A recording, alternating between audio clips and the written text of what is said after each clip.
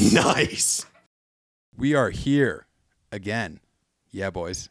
We're Episode back. 16 of the You Love to Hear It podcast. To my right, I have Casey Willax. I'm Jamal Cunningham, and we have the legend in the building today, Tim Humphreys, the GoPro godfather, as I would call him. Ooh. Yeah, you like that one? Yeah, that's a good one. Yeah, Tim in the building. Tim's a professional snowboarder, been working with tons of companies, Flow, GoPro, for a long, long time, and put down a lot of content that you've probably seen already, even if you didn't know it was Tim. You've probably seen it. So, Tim, how you doing? Oh, doing great. Yeah, just getting a lot of boarding in this winter. We're out here in Tahoe, and if you didn't know that we have the most snow ever, then you live under a rock or something, or you don't snowboard or ski, because it has been out of control. And there's infinite features. We were out yesterday getting crazy. We got some good corn snow, and the harvest is strong right now. Yeah, just feeding her the corn out there. Oh, dude, we feasted yesterday. We were eating. Economy's thriving. Yeah. Oh, maxed out. Nice. Tim, I, first of all, had to start as a fellow New Jerseyan. Yeah. Where are you from in Jersey? Basking Ridge. It's like northern central, right next to a highway. Classic. Yeah. So I have to ask you the most quintessential New Jersey question that I ask anybody from New Jersey. Does Central Jersey exist? Oh, I thought you were going to ask me the other question. Oh, I know the other question. Okay, yeah. Well, obviously the answer is Taylor Ham, and I'm ready to fight. I'm ready to fight. Let's go. Yo, we might have to fight because it's called pork roll. Yeah. It is called pork roll. I'm sorry. Well, I mean, that's the generic name, but Taylor Ham is just a brand of pork roll. I'm just It throwing it out both. there. So everybody, It can be both. I was wearing off. 2 episodes ago, I think, I wore a beanie that has a Taylor pork roll logo on it. And I was like, nobody will understand if I ask this question. Taylor So pork roll. it's great that you do. Oh, my God. Yeah. I know. I'm pretty sure that stuff's like illegal out here. I was thinking about starting a pipeline. I can make a fortune just slanging that dirty Just goodness smuggling to ham. California. Yeah, it's people out here don't even know what it is. Yeah. No, it's like if bacon and Canadian bacon, like. Yeah. I describe it usually as like, it's almost like fried bologna if it was made for breakfast. But out of bacon. Yeah, exactly.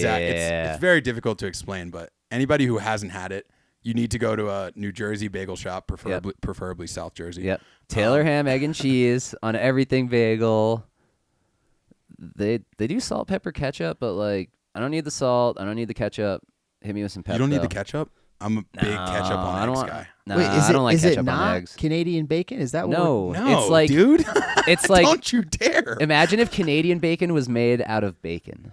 Yeah. Ooh. Instead of out of ham. Because Canadian bacon's bad. Yeah, it's not good. No, I've it's not never, good. It's never only liked it's it. only good on eggs Benedict. Even then, I would rather have a I would sausage patty than rather that. have pork roll. Yeah, I would or definitely Taylor rather have ham. pork roll.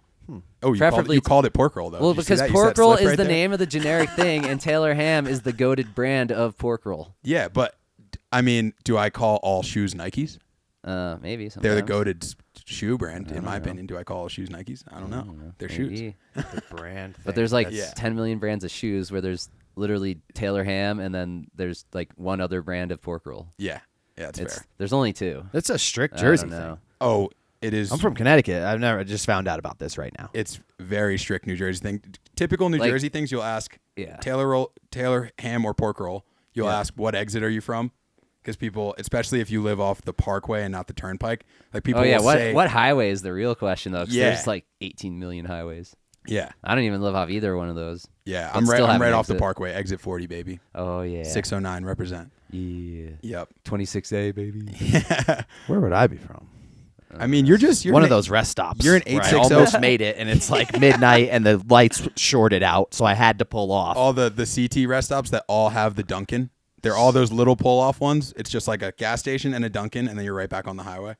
Wawa Yeah. for life, baby. Yo, you've experienced Wawa, C-Dub. Yeah. Oh yeah. Yeah, you've had plenty of. It's a beautiful thing. That's one of those things where it goes against everything that I do, but that's just it Well, randomly has to be a part it's of it. out sometimes. Well, it's funny too because now Wawa, like I was just in Jersey. Are they taking over? I haven't been back in a while. Oh, they're they've completely taken over. They're in like Jersey, Honestly? Florida, Delaware, but they've Honestly, good for them because all those other gas stations totally Yeah. suck. and they're a really good company. They're like a privately traded company. They hook their employees up. You get stock options. Like they take dope. care of their people. Like they're just legit. Something but they've about the vibe is just... they've diversified their food like drastically. Like you can order custom made salads now. You can order lettuce no wrap way. burgers. They've What?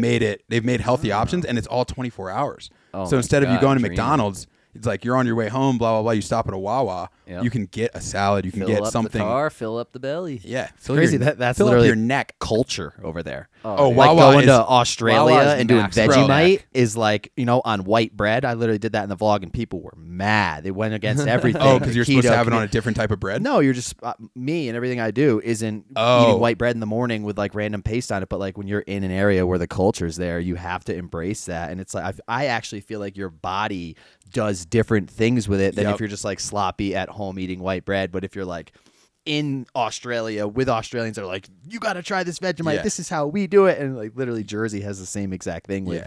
the East Coast is like Yeah, that but with pork bread, roll or bagels. Taylor ham actually tastes good. Okay, Vegemite is like, I don't know. I've never man. had it. I've heard it's brutal, but maybe it tastes better if you're there. I was so stoked that I think it was just sick. Yeah. The whole thing was great. Yeah, It's I like- mean, you're right about that thing with the culture thing, like you being there, because I feel like I could go to France right now and just like eat bread, cheese, drink wine, and smoke cigarettes for 2 weeks, and I'd be like, I love it here. They Yo, do it right They there, have too. the best Yeah. bread and cheese. Yeah, their Yeah. stuff's made God. 15 minutes ago. Yeah, Yeah, it ain't the exactly. same. This is 15 minutes ago, just right up the valley. Yeah, literally picked the day before, harvested. That's yep, that makes a huge difference. love to You hear. know, well, So wait, dude, I didn't get your Oh. actual take. Oh, yeah. Does Central New Jersey exist? like exist as a Because I place? divide it He into said North and Central South Jersey. Jersey. He said it. Oh, yeah, before you yeah, even yeah, asked. Central- He Yeah, said that's something true. about Well, Central North and Jersey Central exists Jersey. because I live like on the verge of it. I So it's like, as much as I don't want it to exist, and I wish that there was like, I don't know, something way better than literally whatever is there. I don't know, anything Yeah. like a mountain or an outdoors thing or somewhere to go that isn't like paved over. But I mean, Where's Bayhead? It's Is there, that Central? unfortunately. Or is that? Bayhead's like the beach. yeah. Yeah, but Central, North, South. I don't even know. See what I did there? Yeah, it's There's tough. a sick wave there though. Yeah, very sick. Yeah. I feel like Central Jersey is wherever like my car feel like starts to break down for the night, and that's where I Oh post up. yeah. Yeah. I yeah, didn't make yeah. it all the way to AC, Yeah, but that's- like oh. it's just an hour and a half, 2 hours in the I think the morning. line is like somewhere around like Point Pleasant, probably. Like Southern somewhere around Jersey? there, from there down Or is South Jersey. I would think see it. that's a reasonable Yeah. line. Isn't But I'm big Yeah. on I make the difference between the two of them so much because the culture in South Jersey and like Honestly- the landscape is so different than so many places in North Jersey. Honestly, I feel like you just take the two spots where it pinches in the most on either side of the state and you draw a line across that. Bam. I'm all for it. I also Right. just believe that we should just secede and make two separate states. Yeah. It's too complete. Like South Jersey bases so much off of Philadelphia, North Jersey so much off of New Right. York. Like the cultures are so different. that whole tri-state situation is wild. Yeah. Oh, dude, I live in like the Wild. middle of it. I'm like you- basically in the middle of New York City and Philly. Like Yeah. in that. Are you in, the like- suburban sprawls connect, and I'm like in the connection zone. Yeah. Is that close to like New Egypt, like that kind of area? Like across from no, that'd be like right across from Philly. Wait, there's a new Egypt. Yeah, there is a New Egypt, New Jersey. It's very odd. town names. 706 distinct municipalities. There's no way to know them all. People are always like, "Oh, you ever heard of this place?" Is that even real? I've literally never heard of it. I always assume if somebody tells me somewhere in Jersey and I don't know where it is, that it's up north because I Yeah. just so rarely go there that I'm like, if it was in South Jersey, I would know where it was. Yeah. Wait, so did you start snowboarding in New Jersey? And like technically in like a park and in my front yard, I guess, on my brother's snowboard. First time You ever. know, first drop in ever. Where was the local? But then, dude, Windham Mountain up in New York. Oh, nice. Yeah. I used to Yeah, do so ski trips to Windham It was Mountain. cool. It was really cool back in the day. It's cool now too. Again, all their lifts are all high speed and stuff. But yeah, they had a cool park and stuff going. They had a little scene there back in I don't know 1994, 5, 6, 7. Like back when I started. I'm an old guy. Yeah. How old are you? Shredded the 90s. 35. 35. We were talking about this earlier, Tim. How old do you think 35 is in snowboard years? Like, Oh my like God. dog years is seven. Like- It's 35 in Like snowboard years. A ancient, lot of dude. impact. You're gonna have to put me on life support, dude. I'm about to get my free walker from my sponsors. They hand out a walker once you get over 35. I mean, that's a real thing. Yeah. The snowboarding years are real because there's like There's a time when you commit to snowboarding full time and your body starts taking crazy abuse. And like, so some people will be 18 years into their career at 20 years old. Yeah. Yeah. And some people will be 10 years into their career at 30. Got And fresh it's like, legs. Yeah. You're both 30, but you're like, who's Yeah, but snowboarding 30? You know? Yeah, Who's yeah. landed flat more times? Yeah. yeah, every flat landing takes a week off your snowboard life. Wait, so who lives closer to Wyndham? You guys, how far were you from each other in Jersey? Because Jamal Wait, where are is you? also I'm from Jersey. Atlantic City. So Oh, like AC, yeah, you're pretty far further. down south. Yeah. Most of our Yeah, it's like 2.5 hours. Yeah, even to go to like Mountain Creek for us, it was easier to Yeah. just go to the Poconos. You would just go west Yeah. into Pennsylvania and just go to Camelback, Blue Mountain. Yeah, all those places are pretty fun too. Yeah, they Used all to had go to good park Shawnee scenes back too. in the day. Yeah, Shawnee. Uh, Is it Shawnee that has that trail White Lightning? I think maybe it's is it No. Shawnee or I forget because I was in a White Lightning kind of sounds more like a Blue Mountain. oh no, it was Never mind. Montage. Montage has the trail White I've Lightning. never even heard of that place. Dude, there's a bunch of Oh my God. obscure mountains in those areas. right. Yeah, they're fun though. Like the Yeah. Poconos you were saying though, when I was a kid, I wasn't really into park riding yet. I was just Okay. starting and I didn't really know what I was doing. But I remember being on the lift at Camelback, and this had to be like I was in high school, so 2006 maybe. Yeah. And I remember going up the lift at Camelback, and the park is right underneath, and there was like a full park, but this one specific hip was right under the lift.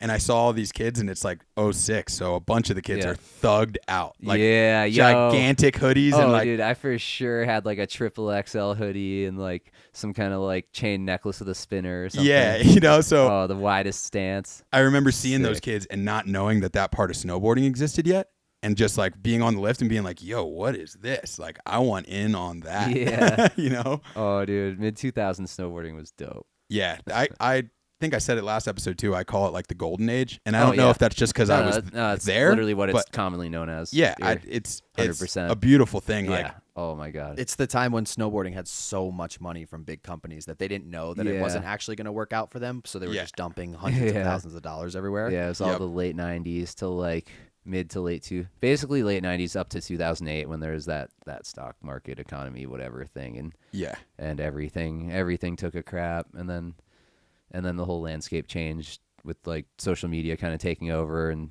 the whole DVD sales at the shop not becoming a thing anymore. It like totally shook up the whole ecosystem of everything. Wait, so you've been in it since the beginning. You were saying what? You started at 7, 8? Yeah, I was like 6 or 7 or something. 1994, baby. And how intense into the riding did you get? Did you go right into the contest scene? Were you just weekend Oh no, I didn't warrior? even know that like any of that stuff existed. I was totally oblivious. We were just going there on the weekends, and we had a Mac Dog video, so I knew that sick snowboarding existed somewhere. It's actually funny because I didn't even realize it until years after I lived in Tahoe that most of that video was filmed in Tahoe, and I feel like I watched it thousands of times, and maybe that's why when I came to Tahoe, I'm like, this place feels right. This is where I want to be. You know, maybe because I was just so imprinted from that video. So I knew like some sick boarding existed, and then there's some craziness to be had, but I didn't really like know anything about being a pro snowboarder or the industry or that even really existed. You know, I just knew that there's this video and these guys out there were doing crazy stuff.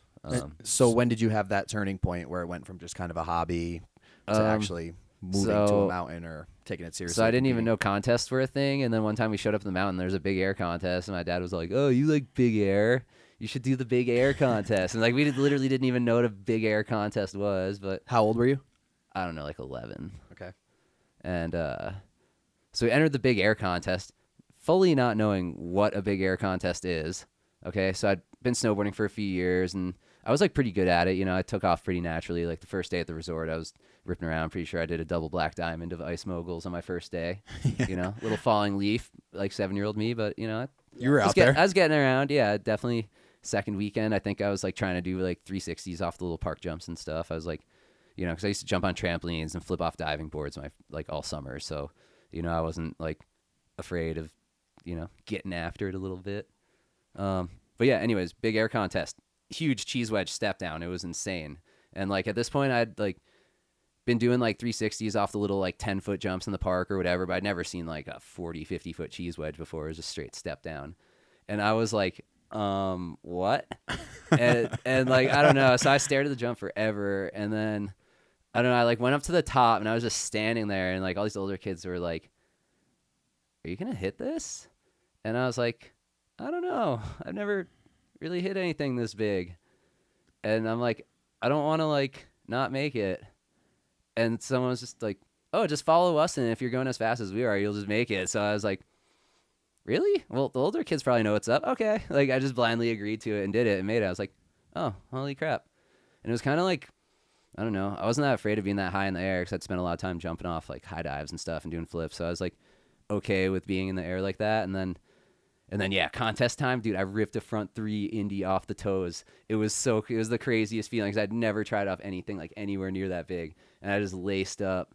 And then like You went full off the toes Yeah. first front 3. Well, no, I'd done them like on smaller, like 10-foot jumps and stuff, but I'd never seen like like I went from hitting little crappy 10-foot jumps to like a 50-foot step down cheese wedge. And you chose With like, with like an 8-foot tall wedge, dude. And I'm like 11, dude. So that jump's got to be like 100 feet and 11-year-old feet. Yep. Yeah. Or whatever. It's all relative. It was like not even real. And Yep. then that got me to the finals. And then I ripped the front 3 again, landed that. And then I was like, I'd never tried a front 7. I just YOLO'd a front 7, absolutely died. I landed like straight on my back and like Straight from the front 3 to the just front ate 7. Well, yeah, because I did the front 3 and I still had another run in the contest. Yeah. And It's easier to land regular. Yeah, do and another one. I I'll didn't do really 2 know how of to ride those. switch, so I just tried to spin twice. I mean, I'd like jumped off a diving board, spun twice or something like that. So I was like, yeah, just spin again.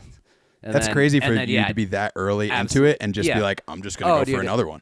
I did not know what I was doing. I'd never really been served up super hard, and I like absolutely ate shit. But then like all these like girls came running down, were caring for me, so I was like, huh. Oh, All right, your the eyes guts were and the open to the glory. snowboard world at The that guts and moment. the glory. Yes, I ended up getting like 3rd, and I think I won like a skateboard or something. I was all amped up, and I won some more snowboard videos, which was really sick because I only had like that one Mac Dog flick and maybe another one that my brother brought home, and then all of a sudden I had like a bunch of videos or something. So then I was just like, oh my god, like snowboarding's insane, Dude, and at that age, when you get a new video, you could watch it 100 times. Yeah, dude. You'd The be Meltdown so stoked. Project, the Mac Dog Meltdown Project.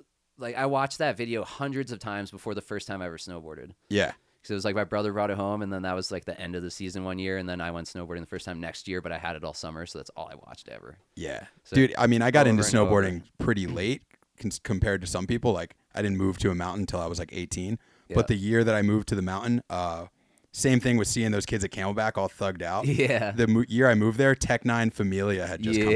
I've Yeah. seen that movie 150 dude. times. I've seen it front to back so many times. It's For me, it's One my Love, favorite. dude. I watched One Love so many times when Yeah. I was in high school. Oh, that was the jam. I went back into the Tech 9 archives after that and then Sick. watched One Love, watched Cold World, watched all Yes. that. But they've always been my favorite videos. Yeah, those but, videos are so dope. dude, the mix of like the soundtrack is always Yeah. so just hits so hard. Yeah. The mix of the Always soundtrack, banging. and then they always had the best of those. Like, you know, a lot of times now you see like the Super 8 B-roll shots and all that, but back Yeah. then the trend was just like I'm gonna stand on this cliff or like above this stair set, open jacket, just like what Yeah, up? just being a gangster. just gooned out. Yeah, like MFM was like mixing the tracks for the videos and stuff. Yeah, Like, dude. Shout out to Mark Frank Montoya. He Yeah. like literally changed. Yeah. Like I said, once I saw that side of snowboarding existed, and I Yeah, especially like- saw it with him, I was like, Yeah. this dude is such a thug. Yeah, I wanted exactly. everything to do with it. I was like, this is so sick. Because everyone sees kind of skiing and snowboarding and whatever. They're like, oh, snobby white people, rich sports or whatever, and you're like no, anyone can do this, and you can express yourself any way you want on it. It's you can be whoever you want to be. Yep. And especially even with yeah. One Love, like seeing, we talk about this a lot with like, it's a big talk right now. Yeah. It's like inclusivity in these Yeah, type of sports. Exactly. And I feel like that word almost like rubs some people the wrong way because they're just like Yeah. immediately triggered like Yeah, having to bring right. race into something. But I like Yeah. tell them like, yo, as a little black kid, Yeah. like seeing Sal Masakela on the X Games was huge. Mhm. Yeah, And also huge. like watching a video Yeah. and seeing Stevie Bell and being like, did that black dude just hit a 30 stair down rail? Like, yeah. because to you He did at a that age, you're switchback just being double told cord that black 10. people don't do that. Yeah. So you're like, yo, it just opens Yeah. up a whole world of possibilities Yeah, for exactly. kids. It's everyone wants to see people like themselves represented. Yeah. You know? Which And it was that's- sick as yeah. a kid seeing that. It was Yeah, awesome. it's just it makes it closer to you. It makes it you're like, oh, somebody like me is out there doing this, and it gives you the inspiration that you're like, wow, this person that's like me went out and did all these awesome things. Like I could go out and do those too. Yeah, and I feel like it applies less it still applies, but it applies less to adults because you've already like made you know who you are in the world and stuff. But for kids, it's huge because they're just soaking everything up, like even sponges. subconsciously, you know. So it's huge for kids to just be able to see people that look like them doing anything. Yeah, absolutely. Yeah, and just to go try new shit. Yeah, right. Yeah, the amount of times I saw something and I'm like, that's a thing. That's sick. Yeah. Oh my god. That's how progression everything happens. Yeah. Literally. Being 12 years old and seeing an 18-year-old do something.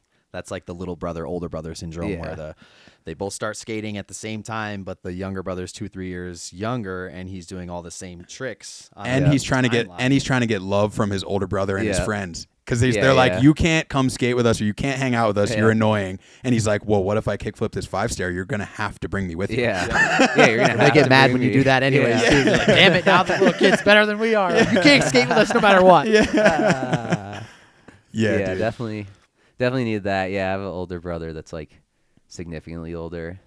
And he's always just talking mad shit to me and always kind of pushing me, you know, because I was always like, oh, yeah, well, I'm going to jump bigger and go faster than whatever. Yeah, the sibling rivalry, it with Dana, like the sibling rivalry might push harder than any sports rivalry, anything like that. Like the sibling rivalry is so real. Yeah. Yep. Because it's like a camaraderie thing too, where it's like, you know, you can talk trash on your brother all you want, but then as soon as somebody else does, it's you're like, yo, you good? So it's like you hate that they're getting better and better, but like if they fall, you're like, you're making sure that they're super good, and you actually do want them to progress, but you don't at the same time because you want them to progress. You just don't want them to know that you want them to progress. Yes.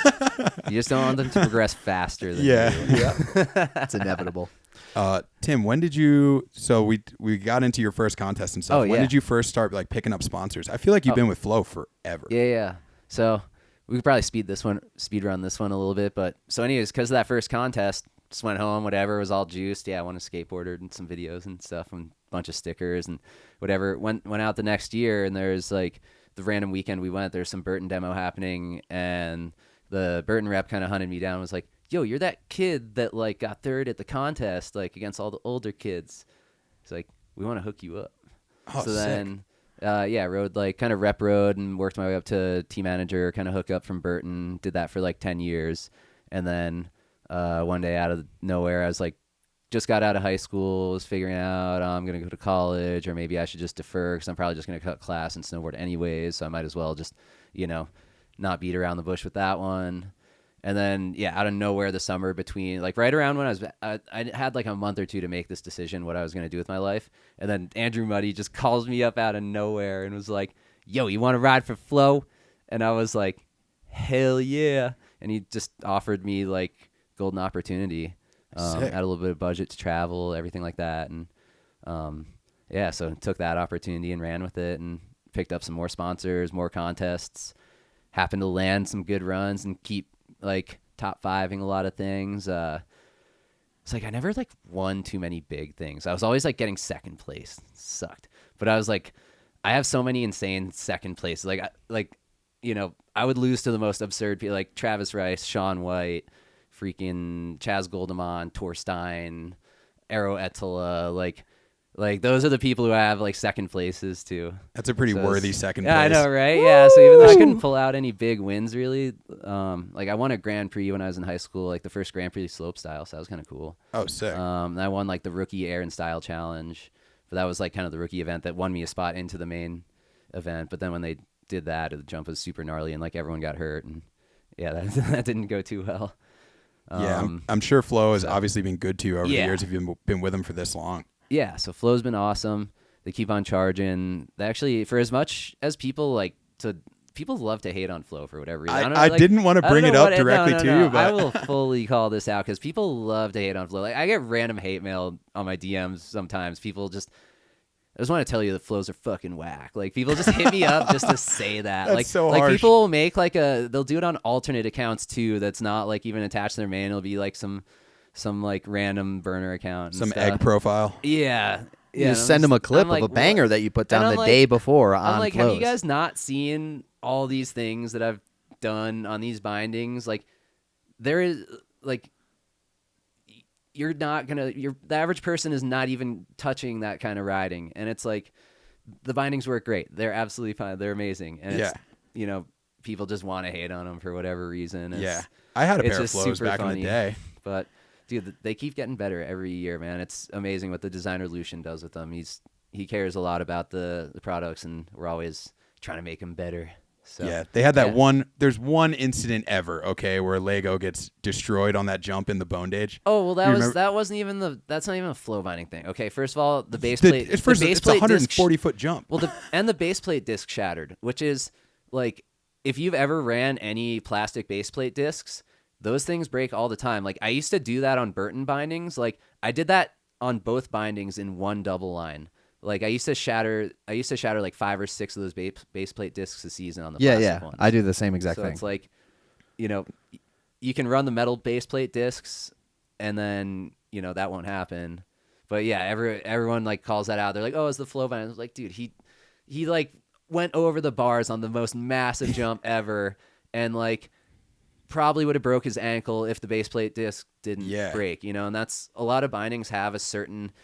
They're not engineered extra strong to never break, because there's a certain point where the gear needs to break or you're going to like break. Yeah. So that's what a lot of binding companies tune in over the years. And yeah, like a lot of times when I break bindings, I'm like, well, probably would have broken my leg if that thing stayed intact. So I'm glad that everything exploded and I was able to like section out the impact. The binding takes a bunch of it, and then like you body slam the rest, but it sort of splits the impact in two. So Yeah, would you rather break a binding or a tib fib? Yeah, it's pretty easy literally, decision. So it's tough when that's the the visual appeal and everything. It's so easy for people to pick on it because that's just what it looks like. But when there's only a handful of people that really know that that's how it be when you're hitting jumps like that. Yeah, that jump is so that was in that crazy. movie they have that jump. Is that it? It's at like Aspen Highlands, dude. Scotty was telling me about it. He was saying the in-run was like really long and flat and on this big ridge line. It was super windy and like the sun was going in and out and the speed was like crazy all over the place. He was saying they would like knuckle it one run and then like overshoot the shit out of it the next run. And he said like both him and Danny got like really served up on it. Yeah, that in that movie they have that jump that's huge, the eyeball jump, which I think is at Mammoth. That jump looks sick. That jump was that how was they cool. rounded the knuckle into the that eyeball. looked cool. That's a sick one. And but I feel like back then, because that's same era, like 2007, 2008. I feel like there were huge jumps, huge park jumps in video parks that you don't see everything was like now. 80 feet, dude. Because when I filmed for Standard, man, that was anytime we had a park build or something, it was minimum 80 feet, or we weren't even looking at it, unless it was some crazy poppy kind of gnarly blast high in the air thing or something. And was that like a budget thing because it takes a lot of money to build those jumps? Yeah, well, you need a bunch of money to pay somebody to build those. I mean, yeah, sometimes like a custom build would be like 5 G's to, or something, because it takes like a week and like multiple cat drivers and man hours to push those things up. It's like sometimes you get lucky and resorts have one set up because they want companies to come film stuff for promotion for them. Yep. But other times, if you're a brand just trying to buy that out, you might be like 5-10 G's into a build, especially now with gas and shit being expensive and all that. And you have to find a mountain that's down to have that at their mountain. Yeah, that too. For liability reasons, I would bet. Yeah. I think that's what happened a lot too. there is used over to the past couple decades, the liability thing got really gnarly. Yeah. The booters used to just roam free, man. I remember 07. Free range dude, booters, free kid. range booters, dude. Free like the booters. 07, 08, when I first started coming into Tahoe and filming with Flo and stuff, Boreal would have a freaking 80-foot cheese wedge with a 15-foot tall lip just out on one trail on 49 or just out by itself, just huge. And they'd build the ski shack gap, like mountains, and North Star would have big jumps that they'd have for filming. North Star had the money the straights booters and stuff. Like those freeway doesn't exist I anymore. know, Colorado yeah. had the big Wait, ones. Breckenridge doesn't have freeway no, anymore? Freeway's it's gone. gone. I hit- Inferno's I gone from I Mount hit Snow. a freeway jump one time in my Freeway was entire the life sickest. of living in my time of that one season we lived in Breck, and it was because a kid I work with, who shout out his Instagram is Tito the Misfit. Wow. Tito the homie. He was one of my good friends living there. We started working together, and he's like, "So you like ride?" I'm like, "Yeah, I came from Vermont. I've been shredding." He's like, "Do you like ride though?" He's like calling me out. I'm like, "Yeah." Tito's nasty. Tito's so such a good skateboarder too. Dude, so sick. disgusting. But he's like, "Yo, you got to come hit freeway with me tomorrow." And I was like, of course, just I don't know if it's the New Jersey in me or my general demeanor, but I just will never. I'm like, yeah, of course Like, I'll do oh, that. a highway. That too, I and got what you were that. saying about another black homie who's Yeah. like, "Oh wait, what? It's just us here in Colorado. Yeah. Like you're hitting that? All right, let's Yeah. give it a go." So I rolled up with him in the morning. He's like, meet me there in the morning. And I get there and I'm like, my heart's like pounding out of my chest. And I'd hit Inferno like 1 or 2 times at Mount Snow before that, maybe, during spring shredding when it was nice and soft. But he's like, all right, just like you go first. I wasn't even following him in. I was like, He So I made hit the you guinea pig yes. them? What? He's hitting them every day. He's like, dude, they're good. Drop just them go right. straight. Drop them right here. Go Okay, He straight. didn't let you follow. Yeah. No, but He wanted actually, Brought me all the way He here. wanted to see me do it. So I was like, Yeah. yeah, I know. Set so up the tripod. but if there is any I'll- jumps you can trust, just go straight from here and go straight at everything. It is those jumps. the jumps it at was. Breck are It so was good. those jumps. Yeah. So yeah, like long story short, I basically I didn't hit the whole line. I will give the disclaimer on that. But that first jump in freeway, I'm like, heart's pounding out of my chest. I'm like, all right, I'm just gonna go for it. And I went. You kind of find out what your safety grab is once you, because I also don't spin jumps that big. I've never been a guy that's gonna spin a jump that big. But you find out what your safety grab is like immediately, because I leave the lip of this thing, like barely pop and just hold on to my nose for dear life. Oh, yeah. And I end up holding on, and as I'm in the air, I'm like, oh, this jump is so nice. Yeah. So I'm like, Right? oh, okay, I see where I'm landing already. So I just chilled with the nose grab, rode away clean, and then I acted like I had done it a million Oh, times yeah, by the time dude, I saw that's Tito. I'm like, just yeah, testing bro, it out, you you saw know, that, feeling the dude. Like, vibes. yeah, I want to take a look at the second one before I really sent it. yeah, exactly. And I'm like, yo, can we go back to Park Lane, please? Wait, Timmy. Oh, dude, I was addicted to freeway, dude. I lived on some this homie's couch there for like 2 months and just rode freeway every day. Such And good, it was such well built everything Same there. same speed. why When I you tried would to move leave there. at 3 p.m. the day before, you show up the next morning and start from the same exact spot and it'd be the same speed. Because the weather's so consistent there. Yeah, the Except for when dryness. I moved there for that exact thing. Yeah, and we moved- got And you 4 just get plus skunked. inches, no less than 4, more than 4, up to No. 2 feet every day for the Oh, entire pow winter pow. in 2012. Yeah, it was a sick PAL season, Oh, but you yeah, literally yeah. moved there to hit jumps. Damn. I remember being at Keystone when they had the big booters at oh, Keystone. Keystone Park, And fire. that was my first time out west when we moved to Colorado. It was me and C-Dub and a bunch of other homies. And I remember being on the jump at Keystone to film you. And it was my first time, like I said, out west, but being around, because everybody was doing that circuit. They're coming from Austria, and then the jumps were in Colorado, so everybody was going spot to spot. Yeah. And I'm Yeah, like filming contest C-Dub on the guys. knuckle, and I just see like Torstein. Yep. Stale, just all these guys flying over my head, and it like hit me. It was like so surreal. I was like, I'm really here right now, just Oh, yeah. standing on the knuckle, and all the best snowboarders in the world are just flying over my head like training tricks. Yep. It was really, really sick. Yeah, it's contest season hitting because usually the first Grand Prix or Dew Tour, usually the first contest of the winter kind of time would be at Breckenridge. So a lot of times Keystone or Breck, one of those would have they'd have good jumps set up because everybody would come from far and wide and go there and practice because they always had cold snowmaking temps and they could get some park jumps up early. So yeah, there's always a big migration of all the ripping contest boarders trying to get some early season training in. It's a shame to 'Cause, see all yeah, I that used to do all the disappearing. time. Yeah. I mean, Inferno at Mount Snow doesn't, even if know. it does come, sometimes it's like late February, March, even if so. The whole freeway thing being where are the gone. booters. They used to have Dew Tour at Mount Snow, and then they would just Yeah. leave the same features up. Yeah, The same 2000, thing right? At Yeah, that Breckenridge, was they would just dope. leave the same features up. Yeah. Good luck, just turned into the public, park. and then maybe that's probably why they had to stop yeah, doing it. maybe. Well, because there's going to be people who are obviously going to go hit those jumps that their ability level says that they should not. Yes. Yeah. So maybe that happened too many times, But it's hard because there's not really a way to control that. Like you've seen the mountains that have I don't know how many mountains still do it, but I remember going to Camelback and you had to like go into like a shack at the top of the park and watch a park Oh, etiquette yeah, video. they used to do that And then at you would get like a Stratton, park same pass. thing. So it's like, I wonder if you could do something like that for big jumps, but like, it's just so hard because you need manpower. You need somebody to be No, up I there. got You you. need so much. I got you. I got think you. just I like- got you. Okay. I was telling somebody about this. All right, you ready for this, guys? Yep. All Please right. fix it. Parks. Okay, I got the fix. It is actually extremely simple. Okay, so you have your run into wherever the big jumps are. All right, you have like a full fence off on either side of the run, so people can only go off of. You have one jump lip going up, and you make like a step up jump. That's like a Euro gap. So it's like a wall, where you have to jump up, maybe 5, 6, 8 feet, air up to the drop in pad. Okay, so Oh. you have to make this step up, and you have a vertical wall. Slight So it's challenge a to get into literal the XL zone. a physical barrier and a skill barrier. to get into the jump line. Very So they interesting. have to make it up this step up to even get to the drop-in pad to be able to hit the jump. I like that. I'm just worried about all the kids that think they're ready.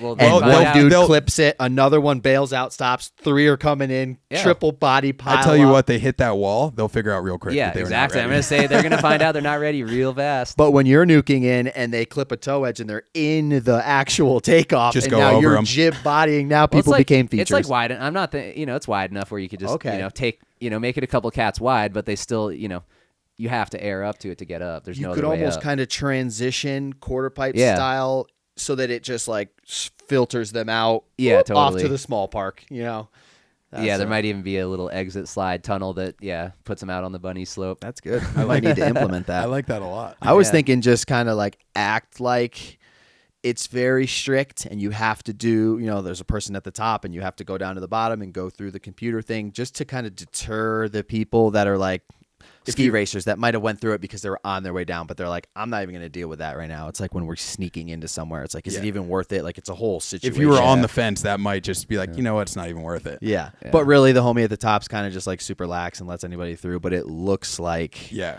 you're probably not going to get in. Really, he just looks to see if you have a gaper gap or not, and he's like, Yeah. oh, this guy's kit is on point. He's probably straight. Okay. Gap jump over a barbed wire fence.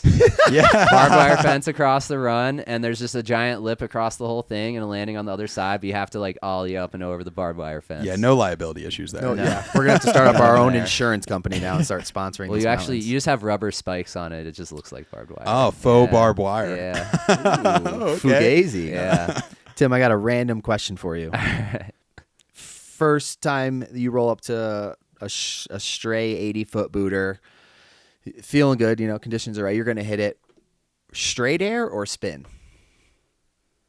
Oh man, because you're always all cold and scared at the top. If it's You know what this is like. If it's I, like don't- I a- do not know what this is like. oh man, kind of either or. Because I straight aired that big one at that big 110 foot one The at Super the Park. crazy Wu-Tangy one? The Scotty one that Vine was- one Yeah, that That he was- got broke off? yeah, that was the one that You hit didn't- that? yeah. Yeah. I cab 10 that thing. Where was I? That jump was Yeah. so big. Well, it was That was the last it was big It jump. was sunrise shoot. That was to Oh, to Sunrise. this day. I think that was Yeah, the that last was big insane. jump built. Well, they did it. They built basically a replica of it again the next year too. Oh, okay. Yeah. I think I did Superpark? see that because Yeah, Snowboarder the same Mag did spot. it. Yeah.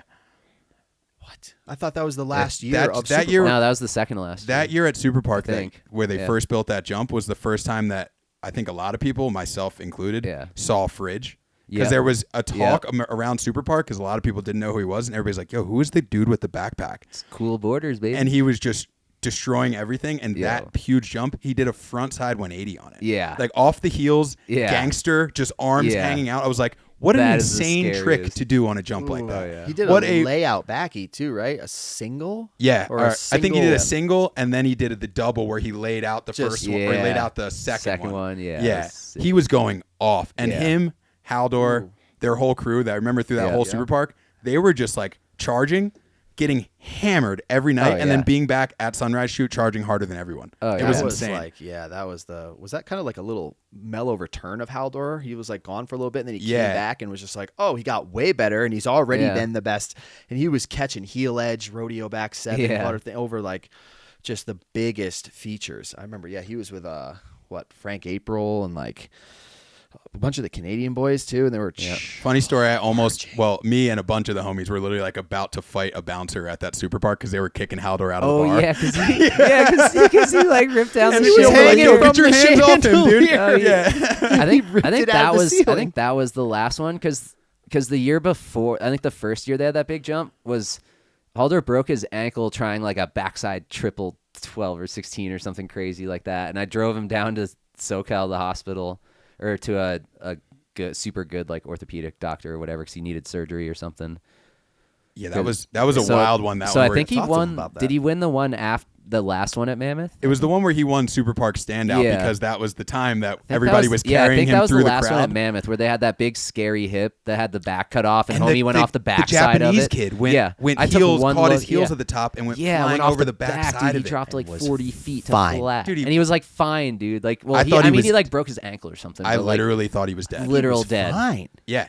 Wait, No, he's I fine? think He he hurt bounced? his. I think you're right. I think Yeah, he he hurt hurt his some- ankle, but he, it like, was hurt something, all things but it was- considered. He was yeah. fine. Because I was like, oh wow, we lost. We were all Should've sitting gone. on that kind of ridge there, watching Yeah, that me hit. too. Yeah, it was like me, you, Schaefer was up there. Yeah. A bunch of homies were sitting there, and Yeah. everybody's reaction to watching this Oh, kid dude. clip heels at the very top of this Just, no, cutout no, hip, and then please just make it to the disappear landing. over the other side. Like that was so scary. Oh yeah. But That he was- was what 14. He's made of rubber. Yeah, bounced. you know.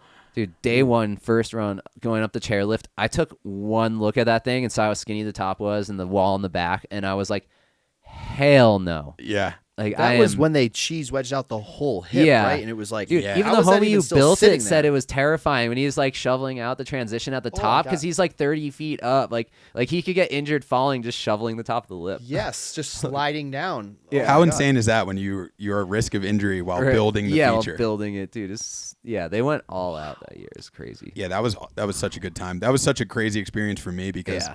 it's always been kind of the same thing where I'm either there to film C-Dub or I'm just rolling with C-Dub Yeah. and the boys. And like we talked about it on a previous pod about like the levels of snowboarding, advanced, Mm-hmm. intermediate. It's like my snowboarding level, I've been around it forever. I enjoy doing it and like Yeah. I have fun park riding, but I'm not hitting super park jumps. Right. So just to be there filming and just be around it and see like what goes into it between the builds and all of that, Yeah. and then seeing everybody standing at the top and like plotting out their lines and plotting out these tricks, and it was just such a surreal experience for me, like seeing the highest level of snowboarding Oh, yeah. all in one place. It was surreal. It was so crazy. What was your first super park? How old were you? Dude, it was like Super Park 9.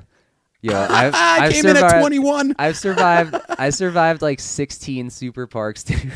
Yeah, you deserve. There should be like a YouTube plaque like this one right here. Yeah, there should be after one of your those 10th for you after surviving. your 10th super park. Just you get the plaque and be like, you made it.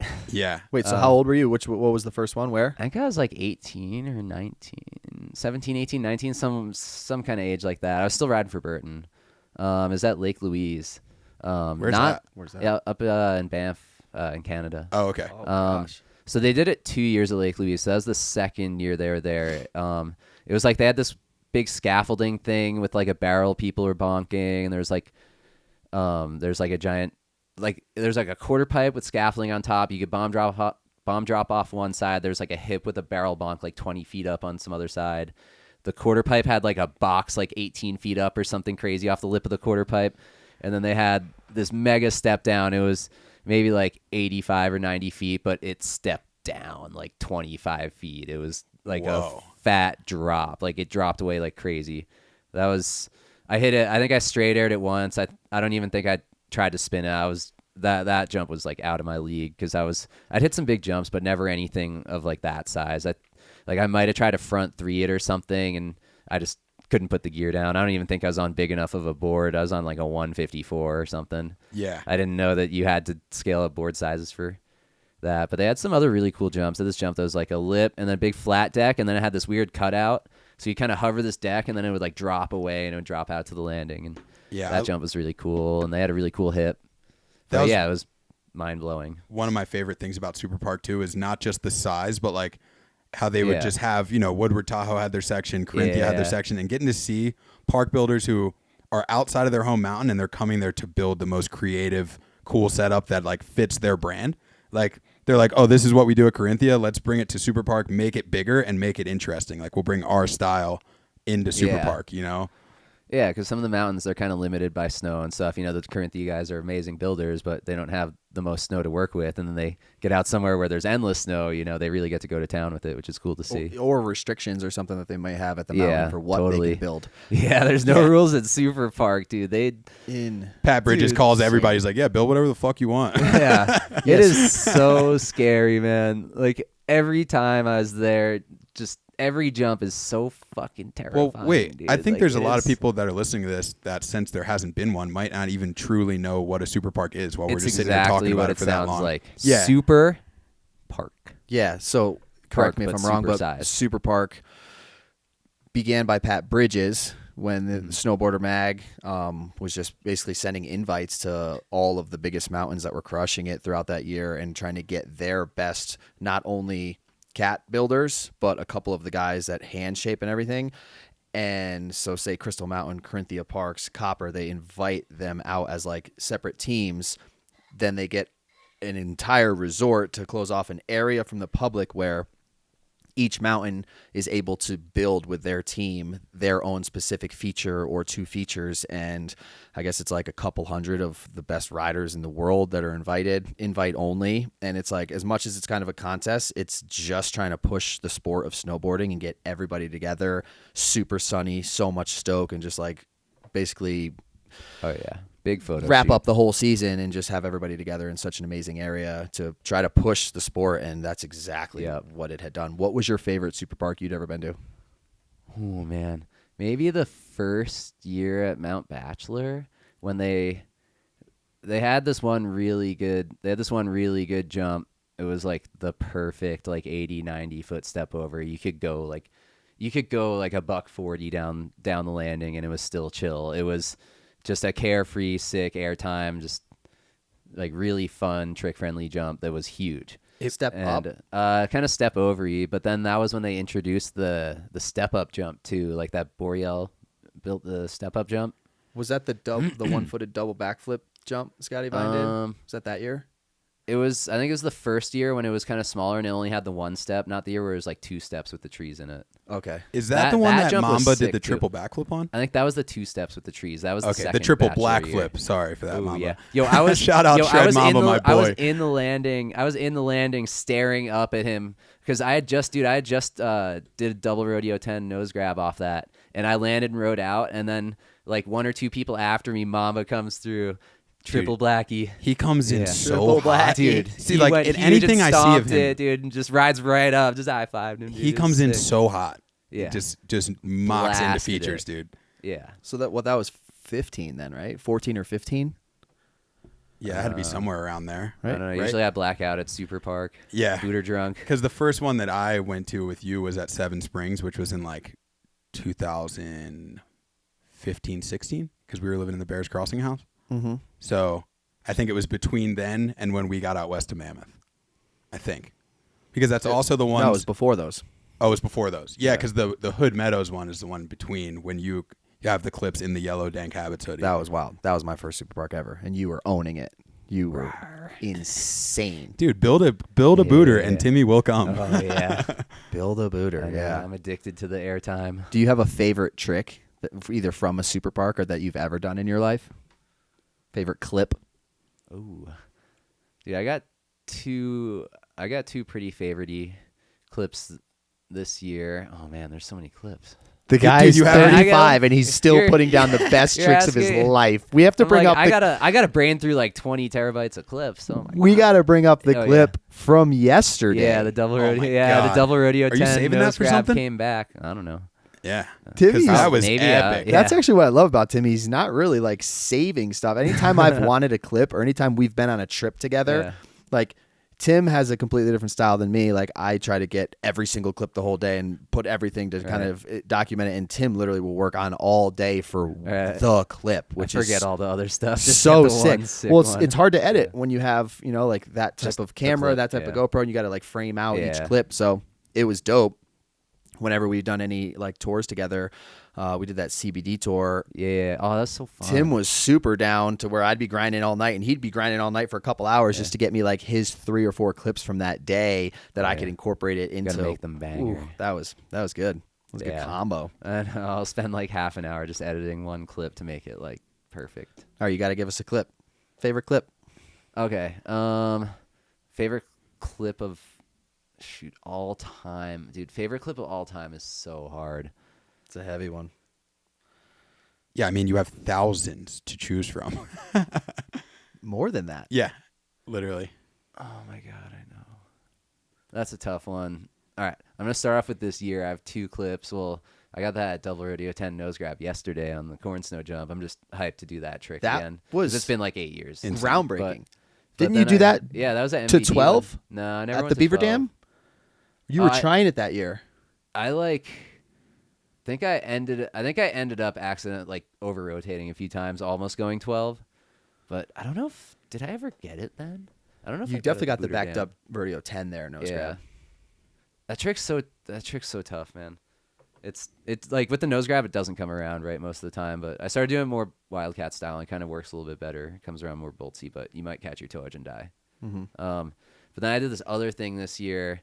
There's I like upgraded this clip where I back wand off this kind of like roll down to the steep kind of butter rock. Slush Mag posted a little bit ago, but I have an upgrade to that shot that they had in their like clip of the week thing.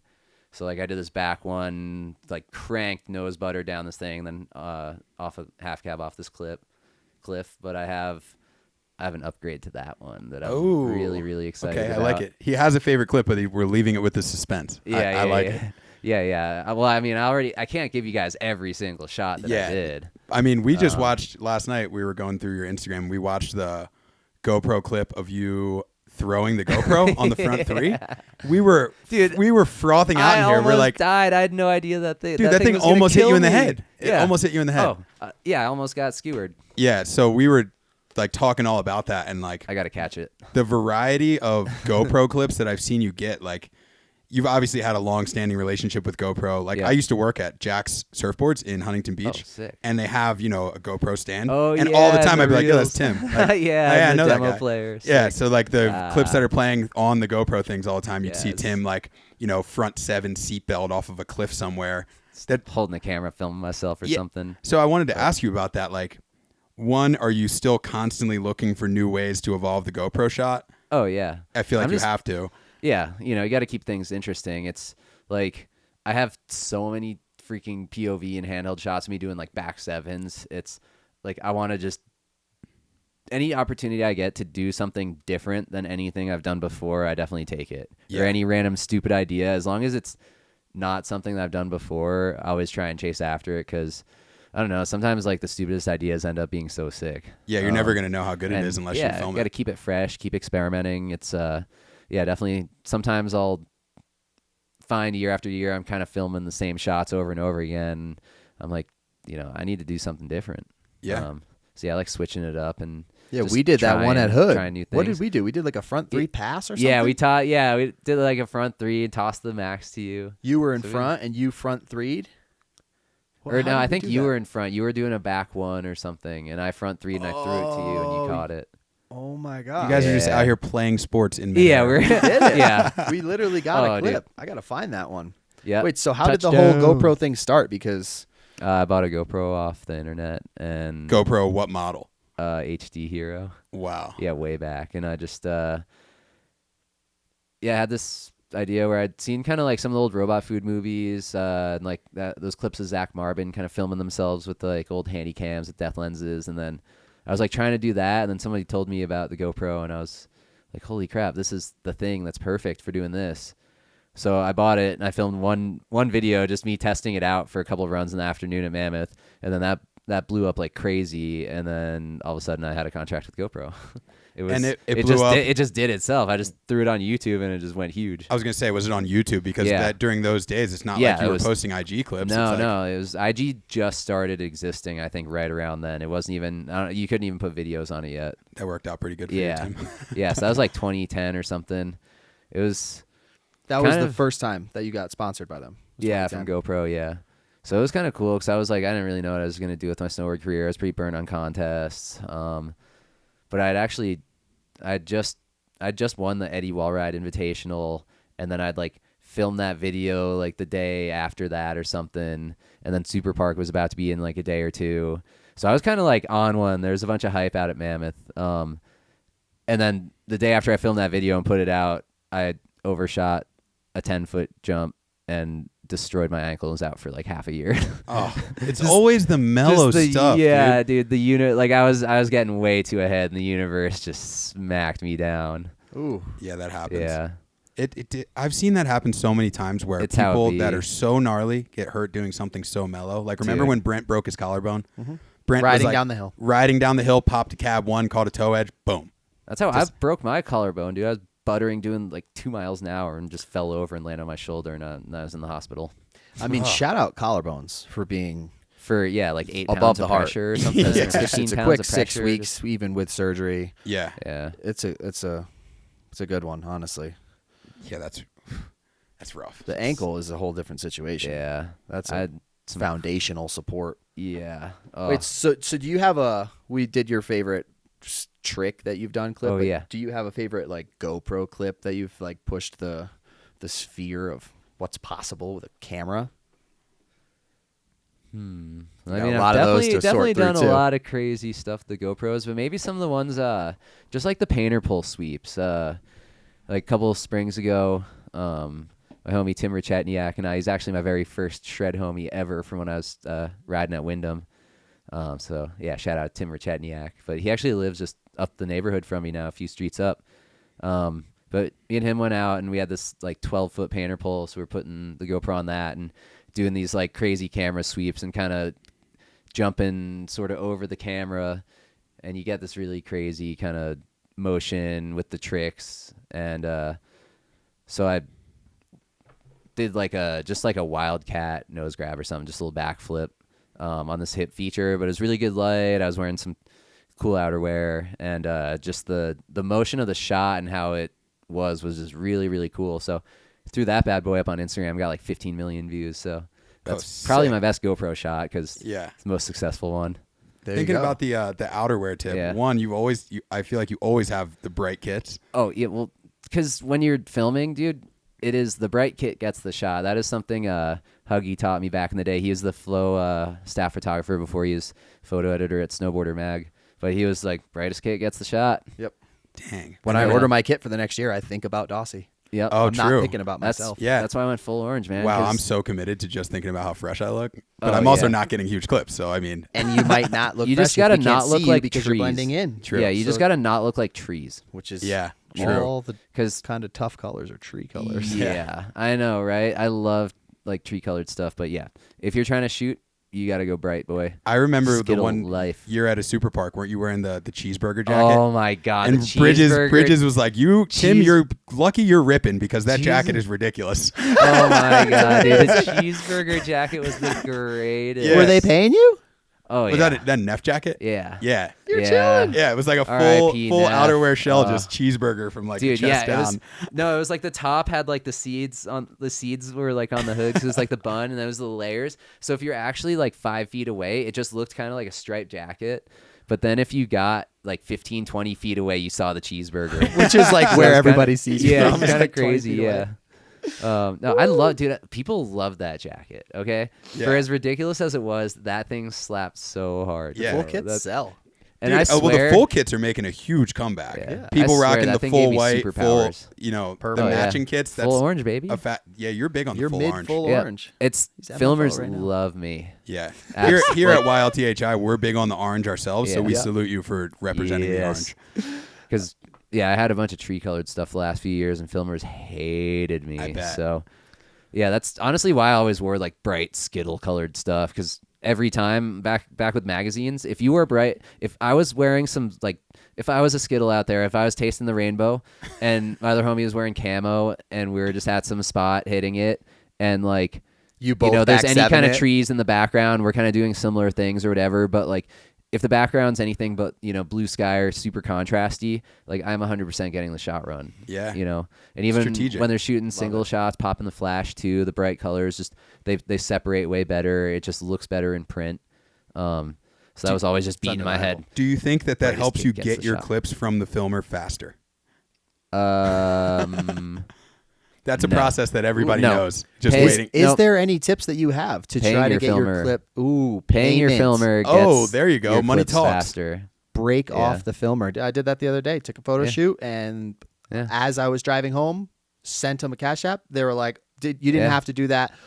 When do you want these by? I'm like, right now. And they're like, sending them over. Yeah. Mike Dawson would love this conversation because it's just like, Yeah. it makes perfect sense. You want something done faster? Yeah, you're paying for a Yeah, service. exactly. Why don't you break out your wallet and then I bet you it'll come a lot quicker. Yeah. Money literally, talks it's, for sure. It's that Yeah, But when you're simple. broke, I mean, you can Um, only do so much. Yeah, I feel that. I want to do, Yeah. before we stray away from the GoPro stuff. Oh, yeah. Do you have like 3 to 5 tips that you can give the general public for how to get better GoPro shots? Oh my God, I am a wealth of information on this actually. Full layman's terms. Because I do. Yeah, I do true. all the everything from filming to editing, all that. So first tip, everyone's like, why is my GoPro footage so blurry and crappy? You know, there's always people like that. And they send you footage and you can like literally see like the fingerprint smudge. Like you can see their fingerprint like in the sun reflection. You're like, dog, you need a lens cloth. Like they're all trash talking, like posting clips. My GoPro sucks. This footage is whack. And I'm like, I can see your fingerprint, dude. Like clean your lens off. Yeah, they're worried Step about one. settings and If you're stuff, doing- and you're yeah. like, you haven't even cleaned the Step lens number yet. 1, if you're doing something dope, lens cloth. Microfiber. Yeah. Step Okay. 2, if you got one of the I think the Hero 11s come with the Enduro battery now, but if you have a Max or like a Hero 9 or 10 Enduro batteries for the cold weather, those things are goated. Like I've been in negative like 20 temps. Those are the white ones. They don't freeze up. They're great, and they have them for the Max now. All right, wipe the lens. Make sure you have Make sure you have good the cold weather battery. bats if you're in the cold weather because they are lifesavers. I see a lot of people just with their cameras mounted really crappy ways and not pointed at anything when they're on their head. Like they'll have their camera basically pointed up and just be filming the sky all day. So it's, you know, you can connect it to your phone. You can shoot a test shot and look at it on the screen. You know, it's make sure you get your angle set right. You know, because I see people who just run it for ever and ever, and then they're like they have 20 minutes of the sky. Yeah. Okay. So Crucial. you know, daily. I could bring up many clips of daily Yeah, trying to get a check time out- lapse going up the chairlift, and it's Yeah. literally pointed up. Yeah, and so to the test, left. you know- Unworkable. Yeah, you know, after you shoot something, you know, take a look at it, make sure that it looks right. Yeah, Um, just take your time. All right, and then I got some settings for all you settings guys. Here we go. Yeah, so sharpness medium is like kind of an all right set and forget. I think all the cameras default to medium now. They used to default to high, which you'd literally never use sharpness high ever because it would always over sharpen. So everyone in production at GoPro uses low, and then you add 10, 15 sharpness in whatever editing software. Medium is like, all right, if you're really trying to set and forget and not do any work, but sometimes it over sharpens a little bit. So they recommend medium sharpness for photos, but not for video. So usually sharpness low, and then for people filming snow and maybe out on like some water too, a helpful setting is EV comp minus half.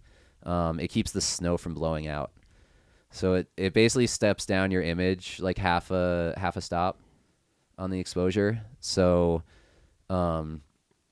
if it's super bright out and the snow is the brightest thing, you know, it might be up to, you know, the snow might be, you know, a bit blown out. Where if you step it down half a stop, it'll make the snow not get blown out.